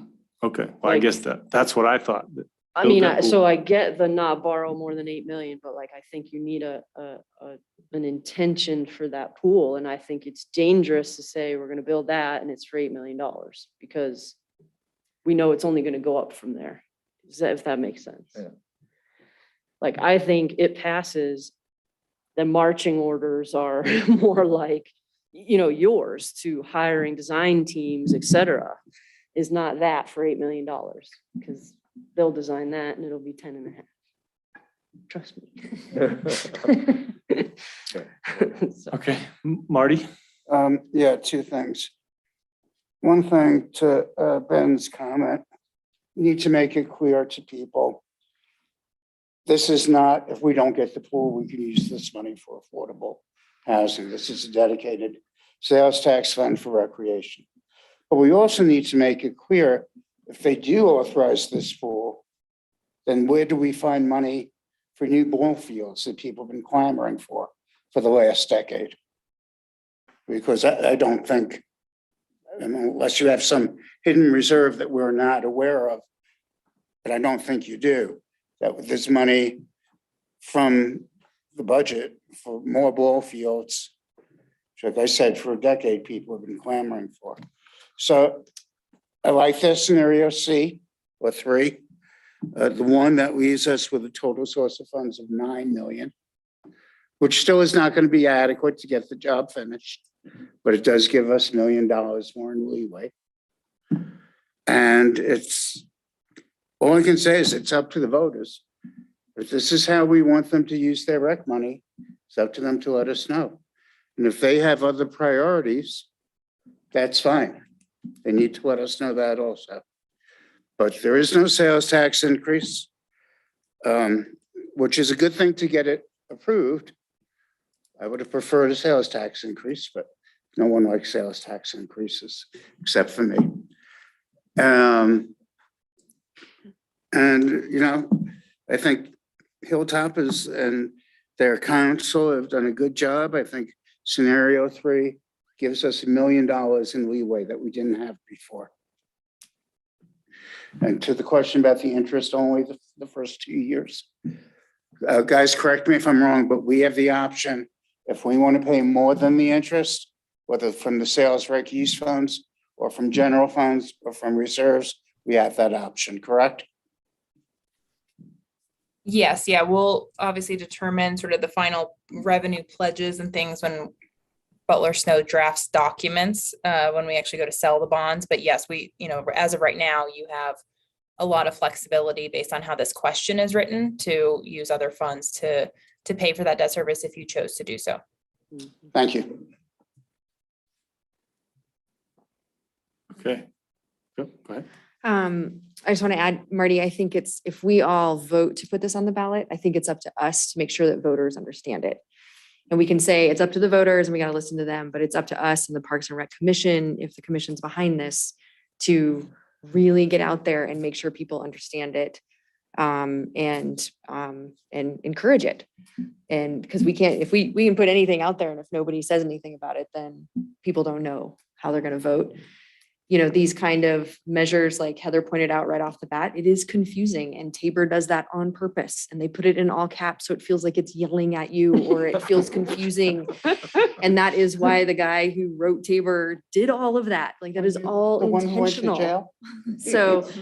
So it really is, if we're gonna all vote to put this on the ballot, it is up to us and the Parks and Rec Commission to get out there and talk to people about it and make sure they understand all of those different intricacies. And so I just wanted to make sure that the board is kind of on board with that as well. And because I do think, some people have written letters or made comments that, we shouldn't do this because of climate, or we have to put the money to affordable housing. And partly it's rich when it's somebody who lives in a community that has a private pool. I find that lovely. But I think if anybody who goes to the pool sees that we do have a lot of seniors who use that pool. I did Zumba classes with a whole bunch of seniors as I was recovering from Achilles surgery. And I feel like that is an essential part of what we can add to our community is access to a pool. We have a lot of working class, Latino families. It is filled with kids in the summertime who are literally there to cool off because their house is hot. And they're there to play, and it's a really, you know, it's one of their physical activities. So I think I plan on following up with folks who have been opposing it for those reasons, because I think they really don't understand who uses our pool and how I feel like it is one of those essential things that you can provide. If we don't have a pool, we're going to have people in the rivers who aren't getting access to swim lessons because they're not going to be able to afford to go to the other very expensive pools around us. So I just wanted to add that to make sure that we're all on board and we're working to make this happen, because I'm super excited about it. And I think we're going to have to work to make sure our community understands why it's important. I guess to that end, like if bullet point 1 is the only one that's a little more flexible, is there anything that we can add to that? Like reference the master plan that we've done, reference that one of the top priorities was an aquatics facility, reference the age of the existing. Like I think about the fire department when they didn't get their first ballot measure passed, and then the language of the second one, the ability to reference the master plan, what this was solving for. Like you can put some of that language in bullet point 1, can't you?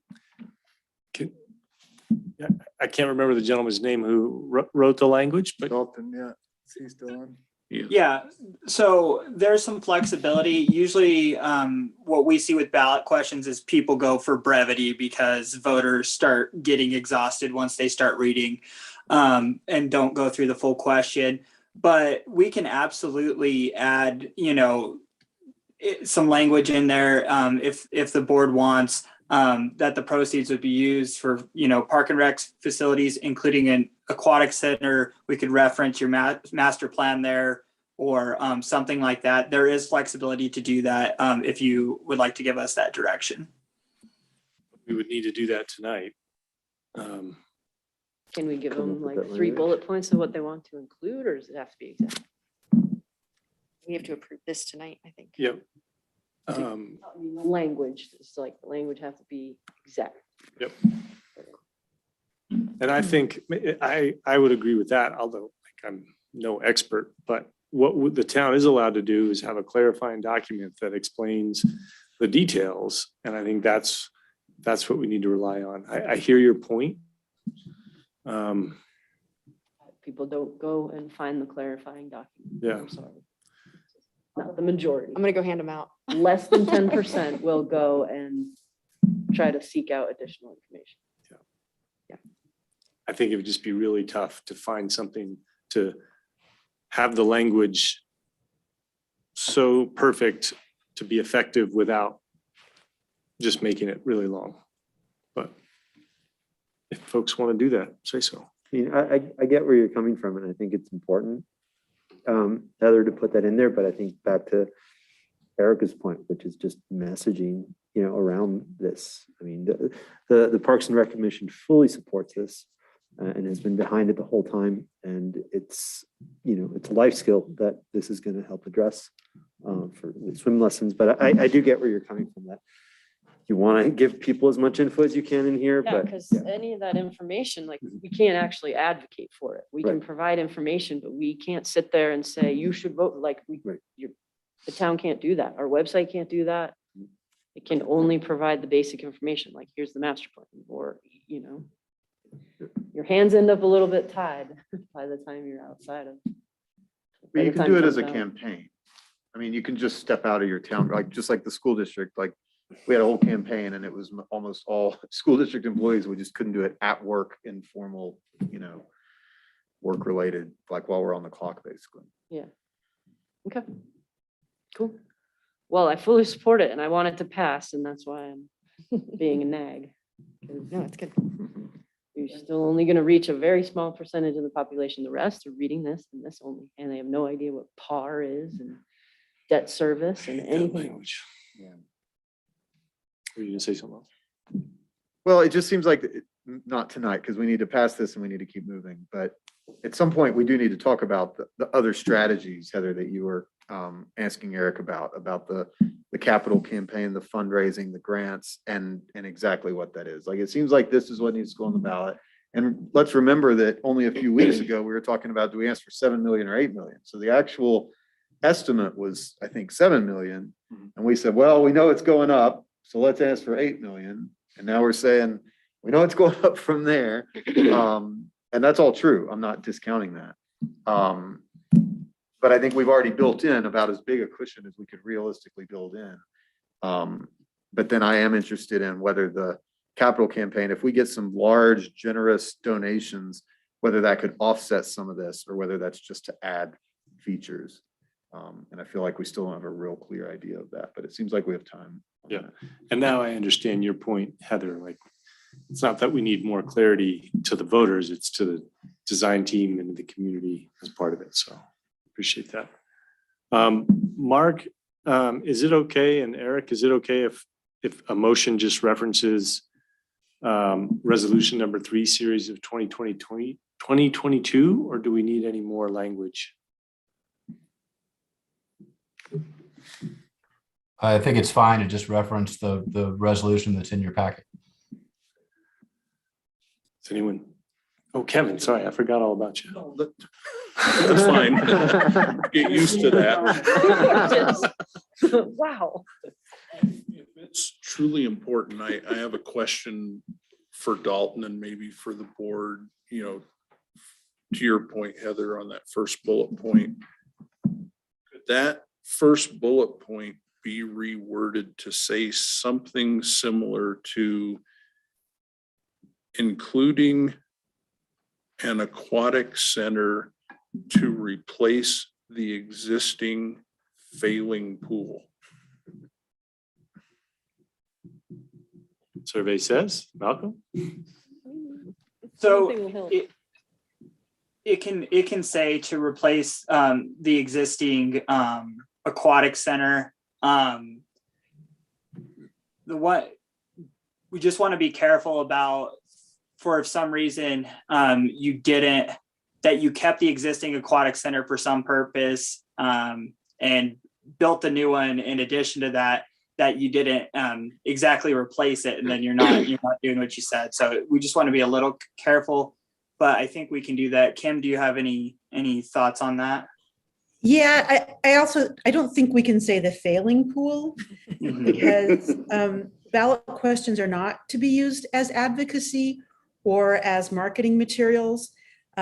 So you want to be careful with what you maybe call speech that incites emotion.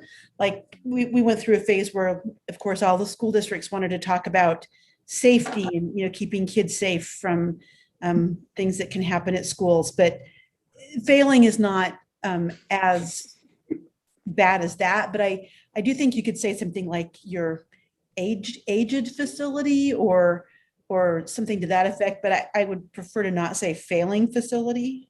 Facts, what do you say? It's 45 years old? Yeah. Aging. The existing 45-year-old pool complex, I shudder to call it an aquatics center. Yeah. And that's why I asked that question. I want to stay away from things we shouldn't, but you know, attempt to at least put a little context in what you're asking to do.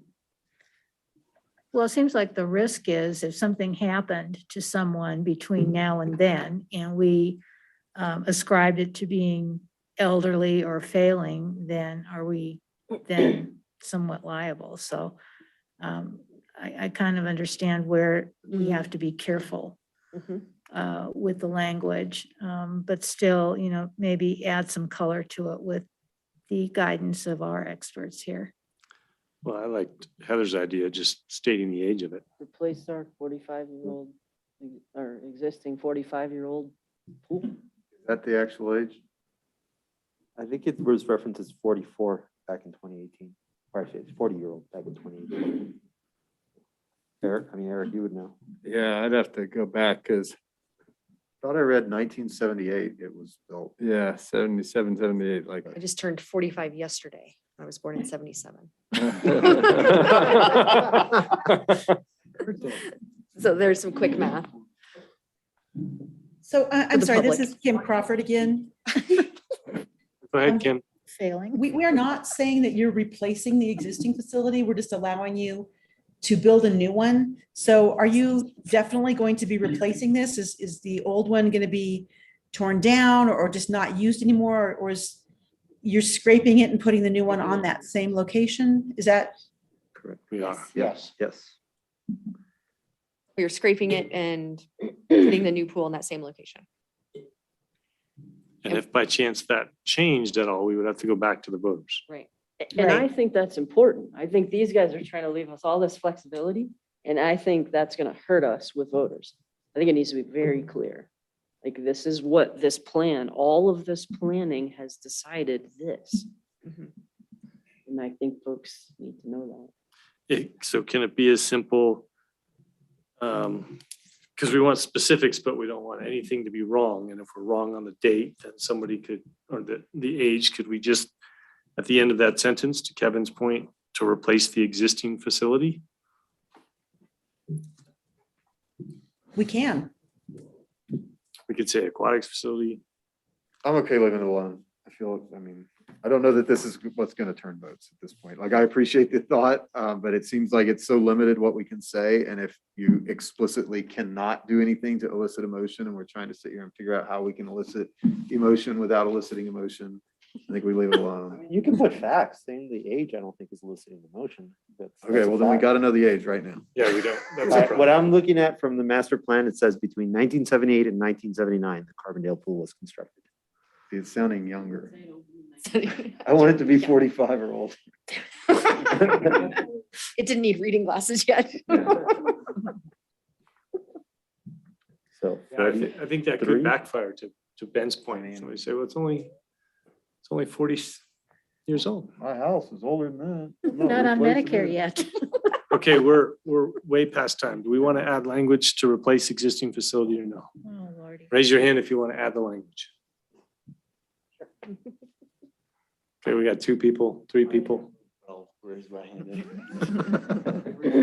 Say party. If we Yeah. I'm just not say calling on without the facility. age, we just say existing. Replace existing Alright, facility. that's fine. Facility. So Malcolm, did you hear that? That at the end of bullet 1,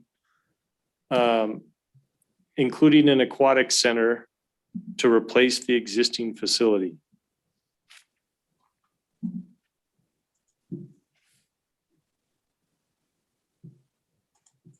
Okay. So with that, I would entertain a motion to pass resolution number 3, series of 2022, with the added language at the end of bullet number 1 in the ballot language to replace the existing facility. So moved. Second.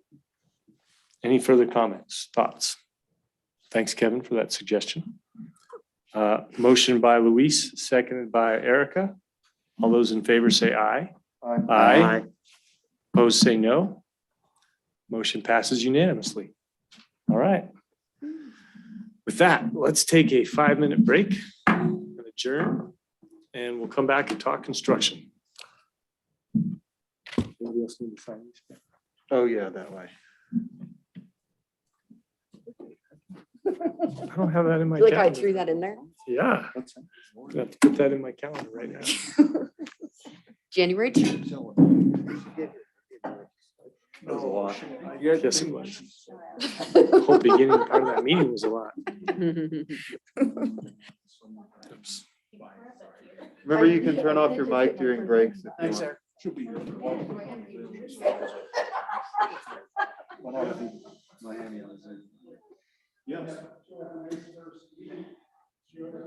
How we doing, Kevin? Good. What I was gonna mention, but it was time we moved on, was to your point of, what if we go on. Right. Hey, did I miss why Oktoberfest and Celtic Fest have gone away? In park and rec reserves. Okay, so that's exactly how we would cushion. If it was me, Yeah, I would that's say, right. yeah. That's what, I think that's That what's one gonna be in hard is if we Celtic switch, and and this is what Oktoberfest? happens with the school district, once you put something on the ballot. you Right. switch to like, now it's a campaign, and so you have to do all this after work or whatever. But we've got to get Yeah, no, I Some understand real COVID, clear but then fact. all I of mean, a I sudden guess it was that we like gone, can't gone. But factual. Right, because it's not We on this, Are the- like that. That's the. or only is it thing back? we Yeah, can do. canceled Yeah. historical. Like kind of historical FAQs, events. what happens in a recession? We have. this Yeah, I balance understood like right, 20, issues to 20, set up. 20, 21. Yeah. I it's- hadn't you know, remembered like the thing why I it was would just a say, full and cancel. I would only say it for 4 more days, but I would. They be just don't want to very, do any very special events. Careful engaging as the trustees. But they're not anymore. I regardless. mean, right? I know what the They've school been- district is. there's a I know lot it's they've legal, been- but you can't take your you can take your trustee hat off, but nobody else will see you take it off.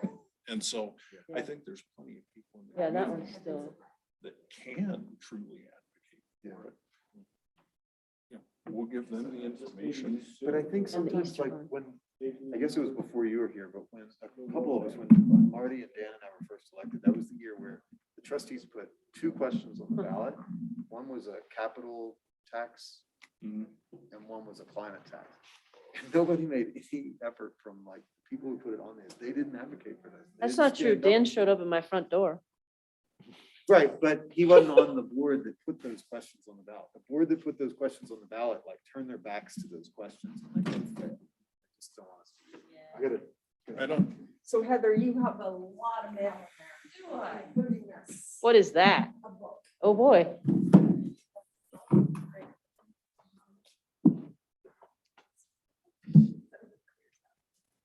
I've got them everywhere.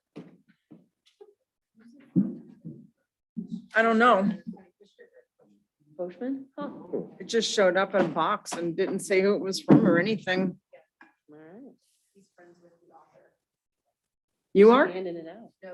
Greg. Greg Postman is county commissioner. Okay, so I should go get my mail. Yeah, you got a lot. It's probably just all junk, but you got a lot of it. It's the first time you have time to check your mail.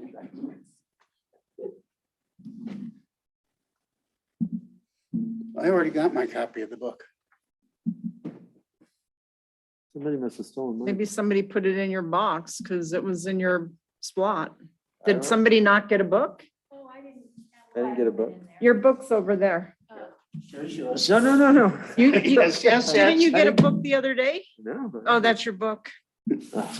I don't need 2 of them. Oh, well, it's Sorry. got stories from Jeff Bezos. No, I'll definitely read it. Yeah. How to start a company and fly off into space. Right, exactly. Yeah. Action plan for solving our climate. Right, start a company, $1 billion and fly into space. Solved. Who said that? Oh. I mean, I started reading it. It's interesting. Yes. Yeah. No, he had been sent to a lot of different public officials. Why doesn't it have any stories from Greta Thunberg? They're discriminating based upon sex On and age. On age, obviously. Age and sex. Certainly age. Gender. Sorry. You know, I'm old fashioned. So I was gently reminding you to call. it Age gender. and gender. Gender. Yeah, I just. You damn ageds.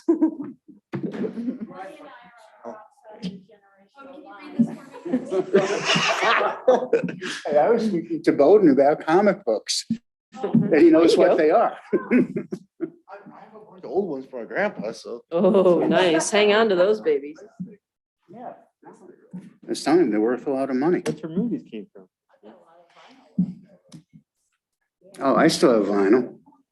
Nice. Don't have a record player, but I have the vinyl. My dad got a record player, so. Hell, I have a box of 8 tracks in the garage. Wow. Did you have a reverb in the back of your car? No. I wasn't that cool. Yeah, this should be very quick.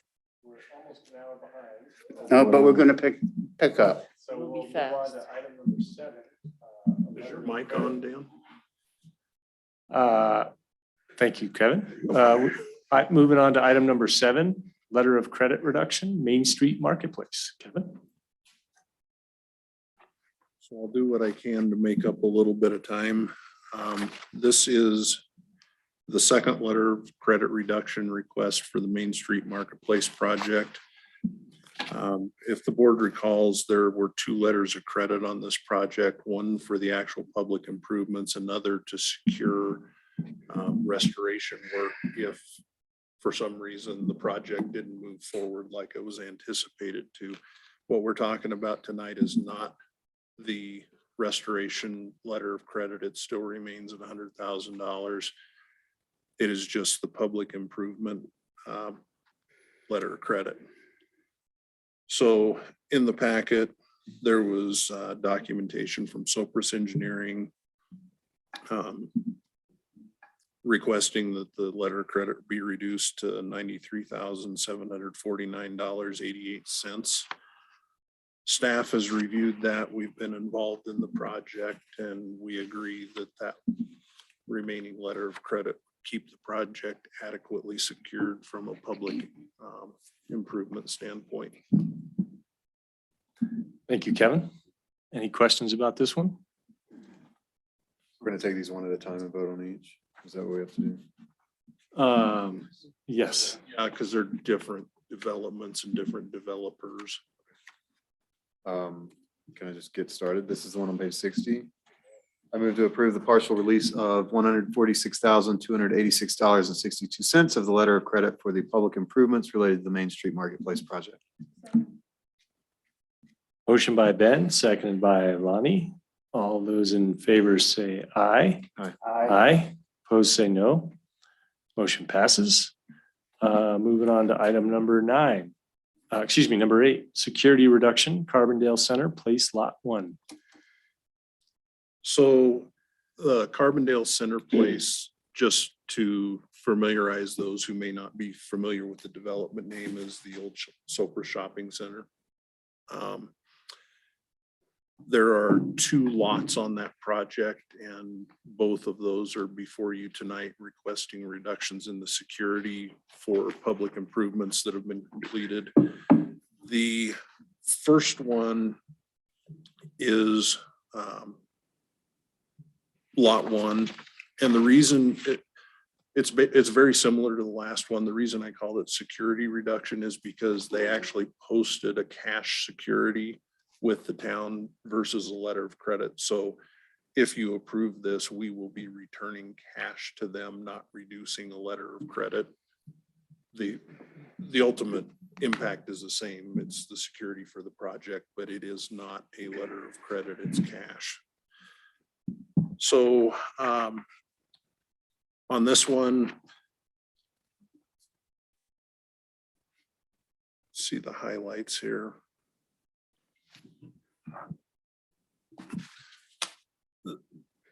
The reduction on this is related to the construction of the median that got extended from the roundabout further south, as well as some of the items that were included in the Colorado Avenue sewer project that they were responsible for. Again, we've reviewed this. The improvements that were done as part of our project are obviously ones that we've approved of. If you recall, part of their requirement was to reimburse the town for those costs of what we constructed for them during the project. That has happened. So again, the project remains comfortably secured even with this reduction request. There's a recommended motion on page 65. I'd like to make a motion to approve the partial release of $310,511.30 of the security for the public improvements related to Lot 1 of the Carbondale Center Place project. Second. Motion by Marty, seconded by Ben. All those in favor say aye. Aye. Aye. Opposed say no. And moving on to item number 9, security reduction, Carbondale Center Place, Lot 2. So same project. This is for Lot 2. Lot 2 will be where the new storage units are constructed next to the existing ones. The main point of this reduction, it's a pretty large reduction, but one of the big components in this security was the actual demolition of the shopping center, which has been completed satisfactorily. Went through all with Plano and he's comfortable with this. Again, some of the rest of it is security for items that we completed as part of the Colorado Avenue sewer project. Again, different developer, but they have reimbursed the town for their costs associated with that. So we're in the same boat on this one. We've been there. We agree that it can be reduced by this and it will adequately be secured for what needs to be completed. Should on page 69.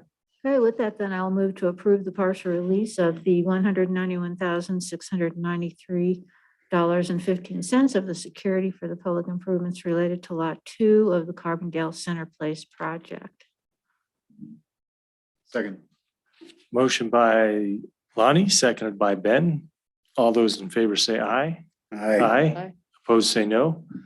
Motion passes. Just a really quick question for Kevin on those. There was concern with lot 1 and lot 2 on the Carbondale Center Place that maybe the storage units would go up and it might be years before the nicer looking buildings in front of them went up, but it looks like they're both proceeding as fast as they can. Is that kind of what's happening? So the permits for the two buildings that front the highway have been issued. Okay. The permit for the storage is in process of being reviewed. It has not been issued yet. So the work you see on like foundation construction out there is actually the buildings along the highway. Okay, so that's good. It's going up first, which they didn't even anticipate that would be the case. Yep. Because of the complexity. So that's great. Thanks. Maybe no one will ever see that storage unit. I hope so. There's going to be a beautiful mural on it. That's true. See it from the parking lot. Moving on to item number 10, 8th Street update. Kevin. I need to recuse myself. That's right. I forgot. Thank you, Heather. I live on 8th Street, so I'm gonna recuse myself. Don't forget about me. I may be napping.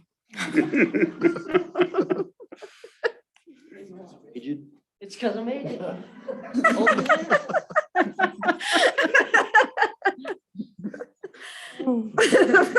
Good thing she wasn't in swinging distance.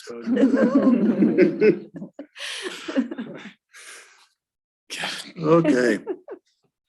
So the next item on the agenda is kind of an update on the 8th Street project and wanted to get some direction from the board.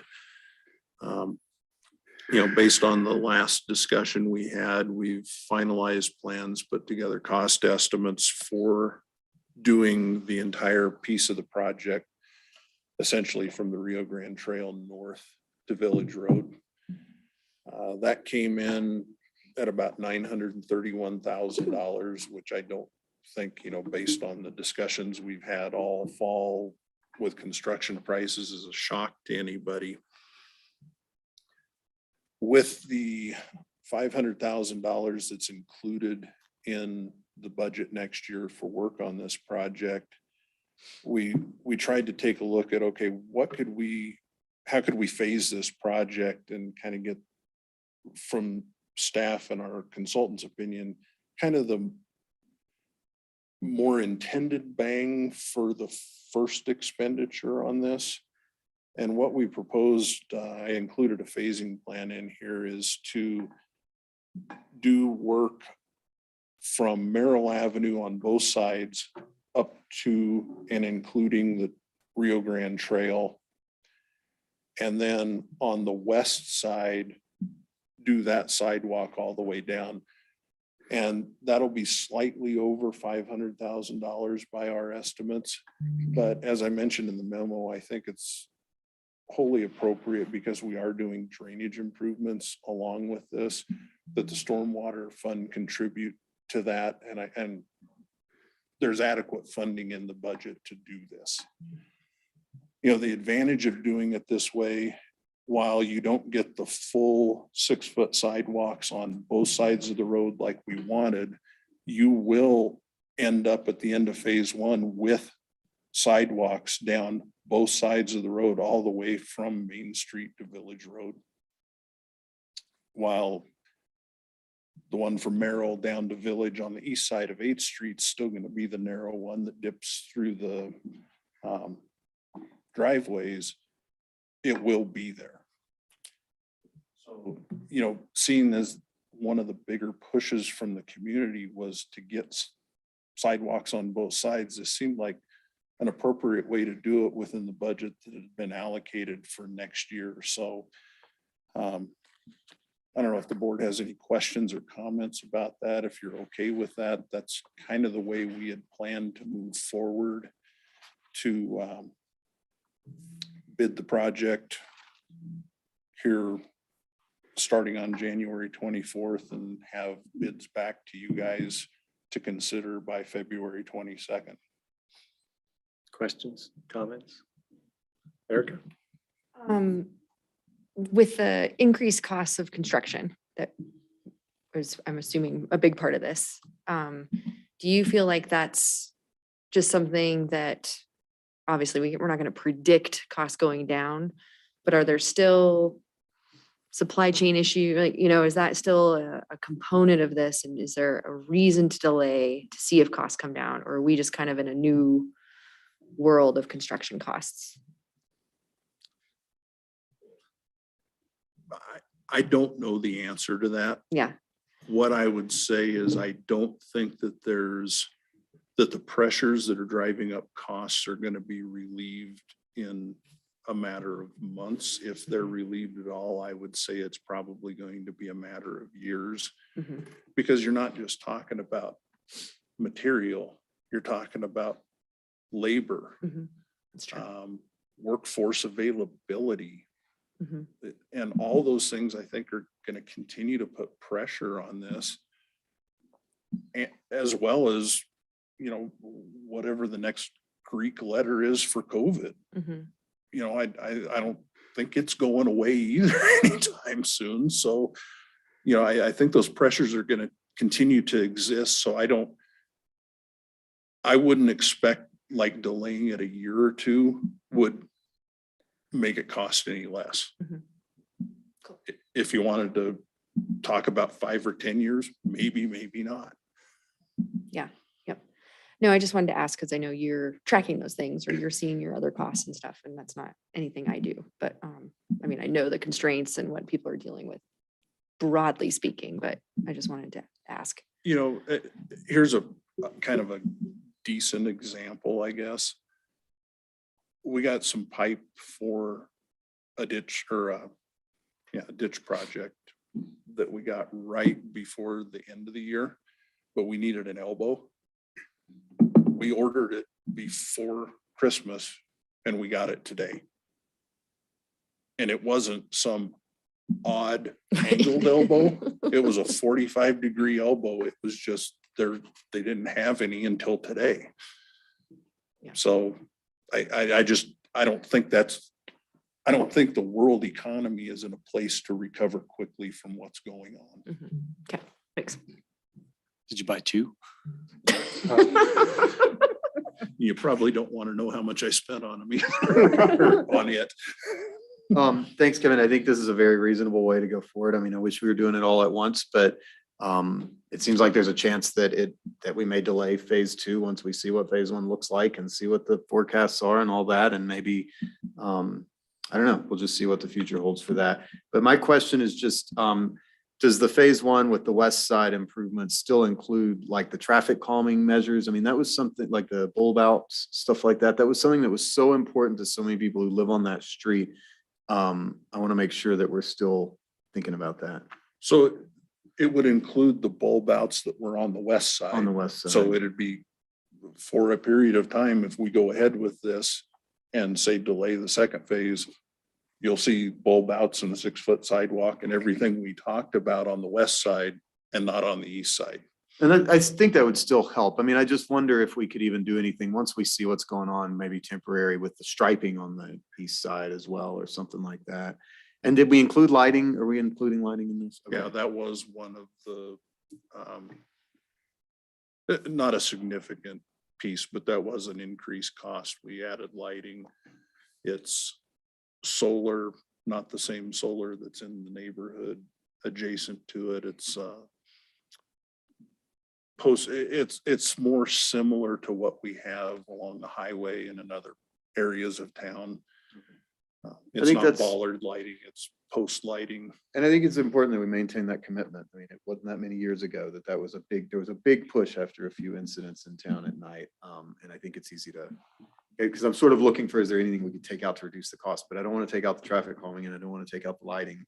Those address other priorities. So I'm comfortable with this and ready to move forward. It also includes what I would call the traffic calming at Rio Grande. So the reconstruction of that crossing as well, which I think is pretty important. And I guess my last question would just be with the traffic calming, would it make any sense to do the bulb outs on the east side without doing the sidewalk there just to finish the traffic calming? No, okay, I'll leave it. It would be difficult Yeah. to accommodate drainage and the other things that all go along with that. Okay. So again, we're gonna have a communication, challenge here to communicate probably for a while why one side of the street's done, but it's not unheard of. I mean, if you think about around the library, even we did one type of improvements on one side of the street and left the other side of the street essentially alone. And it kind of works out. Yeah, I mean, I think we'll know a lot more after we get bids on this. We're thinking we'll know on when we take bids, how close we are. I guess from my perspective, knowing that the effort that went into this and the importance to the community, I would at least try to think about prioritizing the additional funding if we're close in our estimates in next year's budget, and just at least get that north half done. To Ben's point, do we have some kind of reminder or something that we'll put a press release out when the project's going to construction to say, here's what we're building now, since we are going to phase it? Absolutely. We'll do some public communication on that. And, I've been kind of waiting to talk to a few of the residents to just see what the bids come in at, see whether we're really doing this before we start having discussions about, hey, you need to move your fence. Hey, you need to move this. Okay. So, yeah, there'll be quite a bit of communication based on the outcome of the bids. Any other questions of Kevin? No, I would agree. It seems to me the whole impetus for this thing starting was the public safety issue around traffic calming and having that secondary thoroughfare. So it seems to me that, the phasing would accomplish a great deal of that without some of the other public amenities that the other interest groups were requesting, right? So that was the hard one in my mind. Okay. Thanks for the update, Kevin. Thanks for figuring out a phasing plan. Right on. And so you guys are comfortable moving ahead and going and get bids, see what, okay, perfect. You gonna go ahead? Heather, wake up.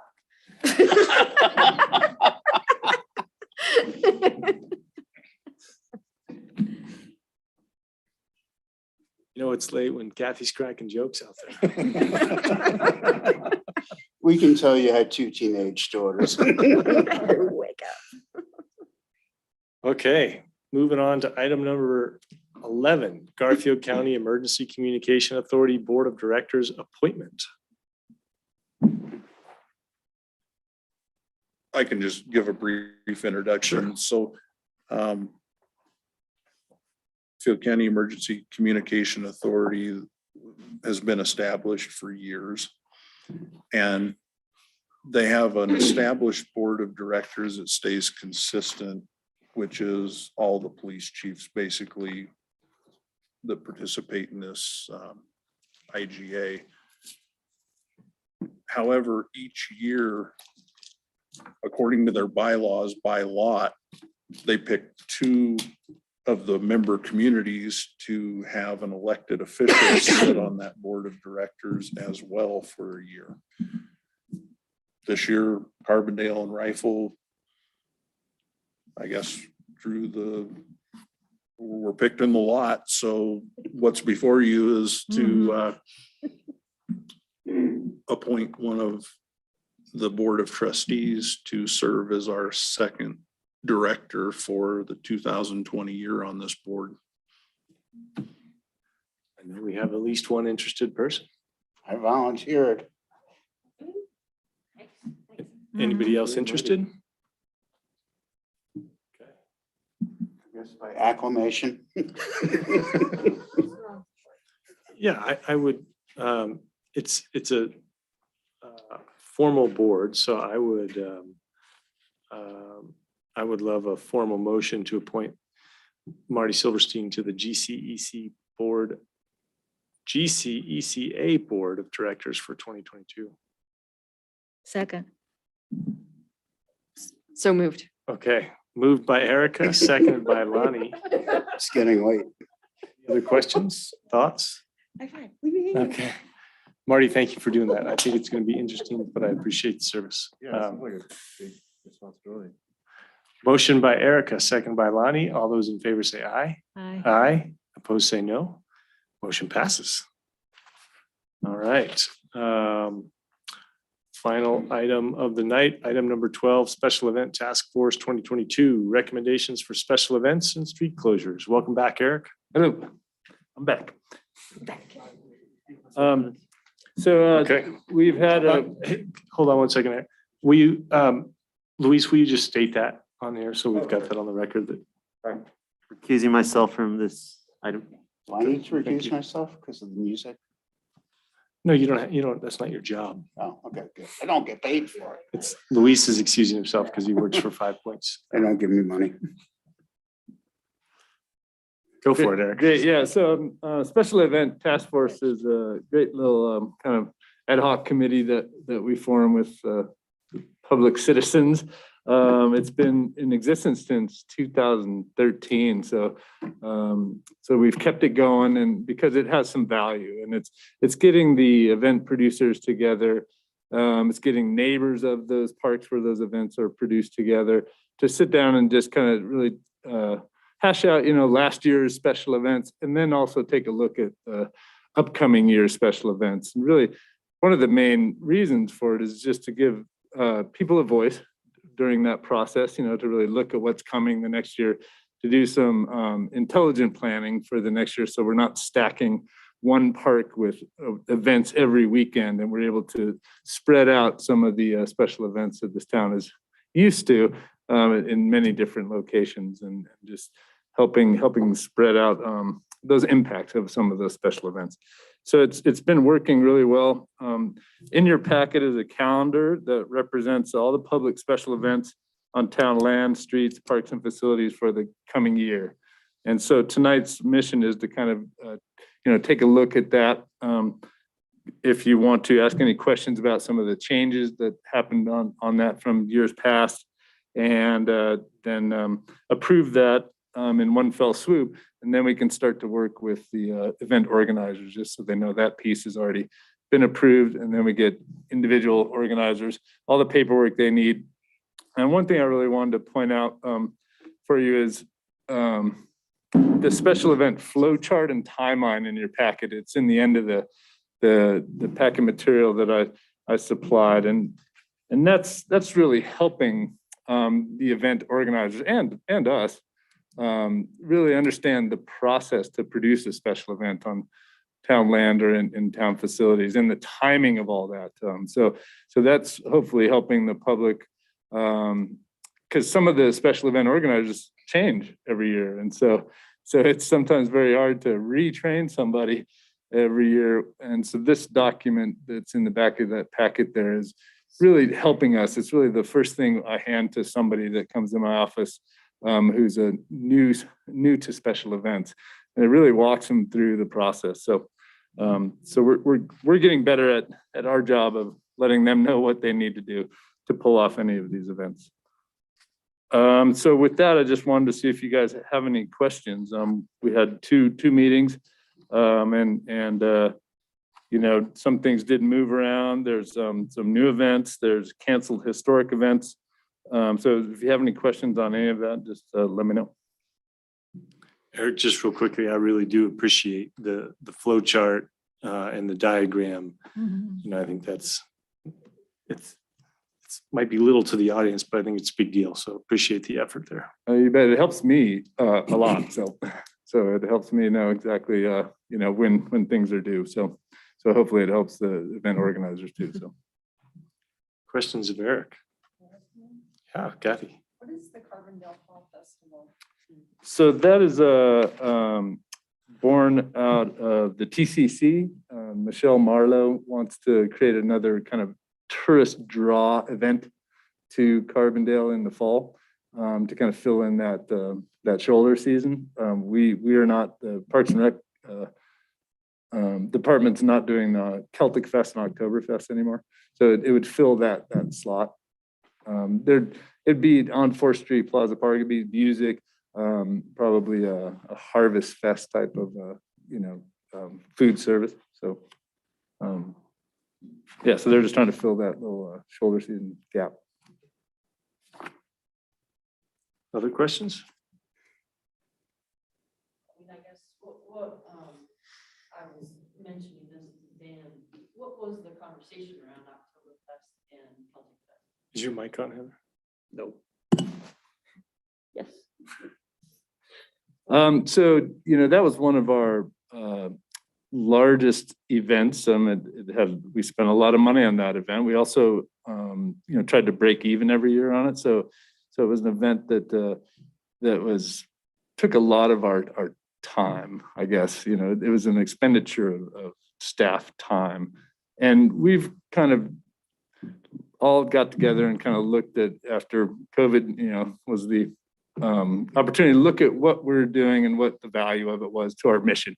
And so that one didn't match our mission moving forward. So we're going to put more effort into healthier events, I guess is the best way to say it. Yeah. Running races and Sort of what I noticed. yeah. So that's kind of our new MO is to look at the turkey trots and the scavenger hunt at Easter, and that's a physical event that so more aligned with our mission. Nice. And the Fall Fest is the idea that it, somebody from the outside and maybe slides into that slot. Yep. Right on. Exactly. Other questions of Eric?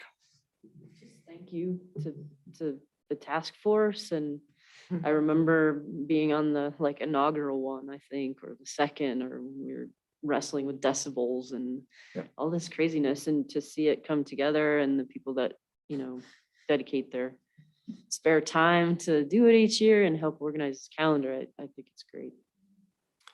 Yeah, and it's it's just a huge part of our community. I always like to say that it's all these events that linked together that sort of form the fabric that makes Carbondale so unique. And it's not without a whole lot of effort. So I echo Heather's compliments. So thank you, and please pass them on. I will. Marty? Same thing. I mean, from that first meeting where it was very contentious, where neighbors, you're too loud, it's too late. And to where it is today, where we have a discussion and it's, it's much more civil and it gets the job done. It's also served the purpose that was our original goal, to try to take some of the pressure off Soper's Fall. Not all of it, but at least some of it. So I heard Eric say he would like a motion that I saw on page 115. The other hands. I'm there. Move to approve the 2022 special events and street closures as recommended by the Special Events Task Force if they align with the public health orders at the time of the event. Second. Motion by Ben, seconded by Marty. All those in favor say aye. Aye. Opposed say no. Not seeing anyone. Okay. Any questions about the minutes? Thank you, Eric. Have a good Thanks night. for coming. Is everybody going to be able to make next week's meeting? January 18th work session on short-term rentals. I did get approached by someone who represents, who has a short-term, I assume he has a short-term rental, and he's gathering thoughts from what I would call a short-term rental advocacy group, and they're going to make a 15-minute presentation at the beginning of that meeting. Kevin's going to prepare a memo for that meeting. That's going to be Lauren's first meeting. Kevin will be zooming in, right? Zooming in, or are you going to be here? Oh, that's right. You're going to be here. So hopefully we'll continue good dialogue. I think it'll be well attended. There's a lot of interest. But you know. I also did an inventory of all the Airbnbs, all the short-term rentals in town that are at least listed on Airbnb and VRBO, and I have them on a spreadsheet. So I'll send that to you to include in the packet so that everybody has that, if that sounds good. And I asked Kevin Reyes from the advocacy group, the Carbondale Citizens, whatever it's called, if he would provide us with their background research, because I was going to start doing my own of like, I want to see what all these other towns are doing and how you arrived at this. And he said he's going to send that to staff, I think, and provide it to us. And I had given him a print off that I got from CML. And then Kevin, I probably have that same print off, showed all the towns and all the different. Yeah, it was diagram and yeah. I'll put that in the packet as well. It's compiled by CML. Great. I purposefully waited to the end of the meeting because I know Kevin doesn't like much fanfare, but this is Kevin's last meeting as interim town manager. And I just,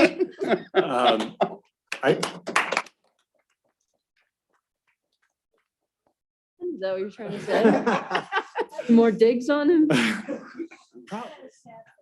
But I do want to say, you know, perhaps more than the rest of the board, I saw up close and personal, and I never heard Kevin complain. I sincerely feel like we didn't skip a beat.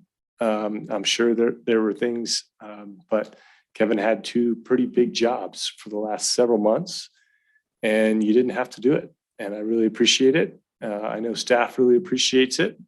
And I'm glad you're going to get to go back to one job, but thank you. Thanks, Kevin. Thank you. Job well done. It was interesting, just my thought when we said next week is Lauren's first week on the job. I was like, oh yeah, we hired a new town manager. Kevin's doing such a great job but it really does. It feels so smooth that it doesn't feel like, oh my gosh, when can we do all this stuff we need to do because we're waiting for that. Like we're excited to have her start, but it does feel like we haven't missed a beat. We haven't put things on hold. We've moved right along. And the information's been flowing. Yep. Yeah. Good way, so thank you for that. Dan, just on, you're speaking about a public meeting for Lauren. Mhm. Welcome. I'm just throwing out a thought. First Friday in February, maybe? Give her a couple of weeks. Like a dunk booth at First Friday? Great dunk booth? You might as well get wet, you know, dive right in. Right in, deep Yeah, end. if we're good doing it outside, or maybe we do something at the launch pad so that there's some indoor stuff. I'm just, it's Yeah. just for a date when the town is out there and about. I could Versus swear something separate. I talked to somebody about linking it to some other thing, and I am blanking on what that was. So I think it's a great idea. It's because you're aged. And his gender. Say that. okay, we are adjourned.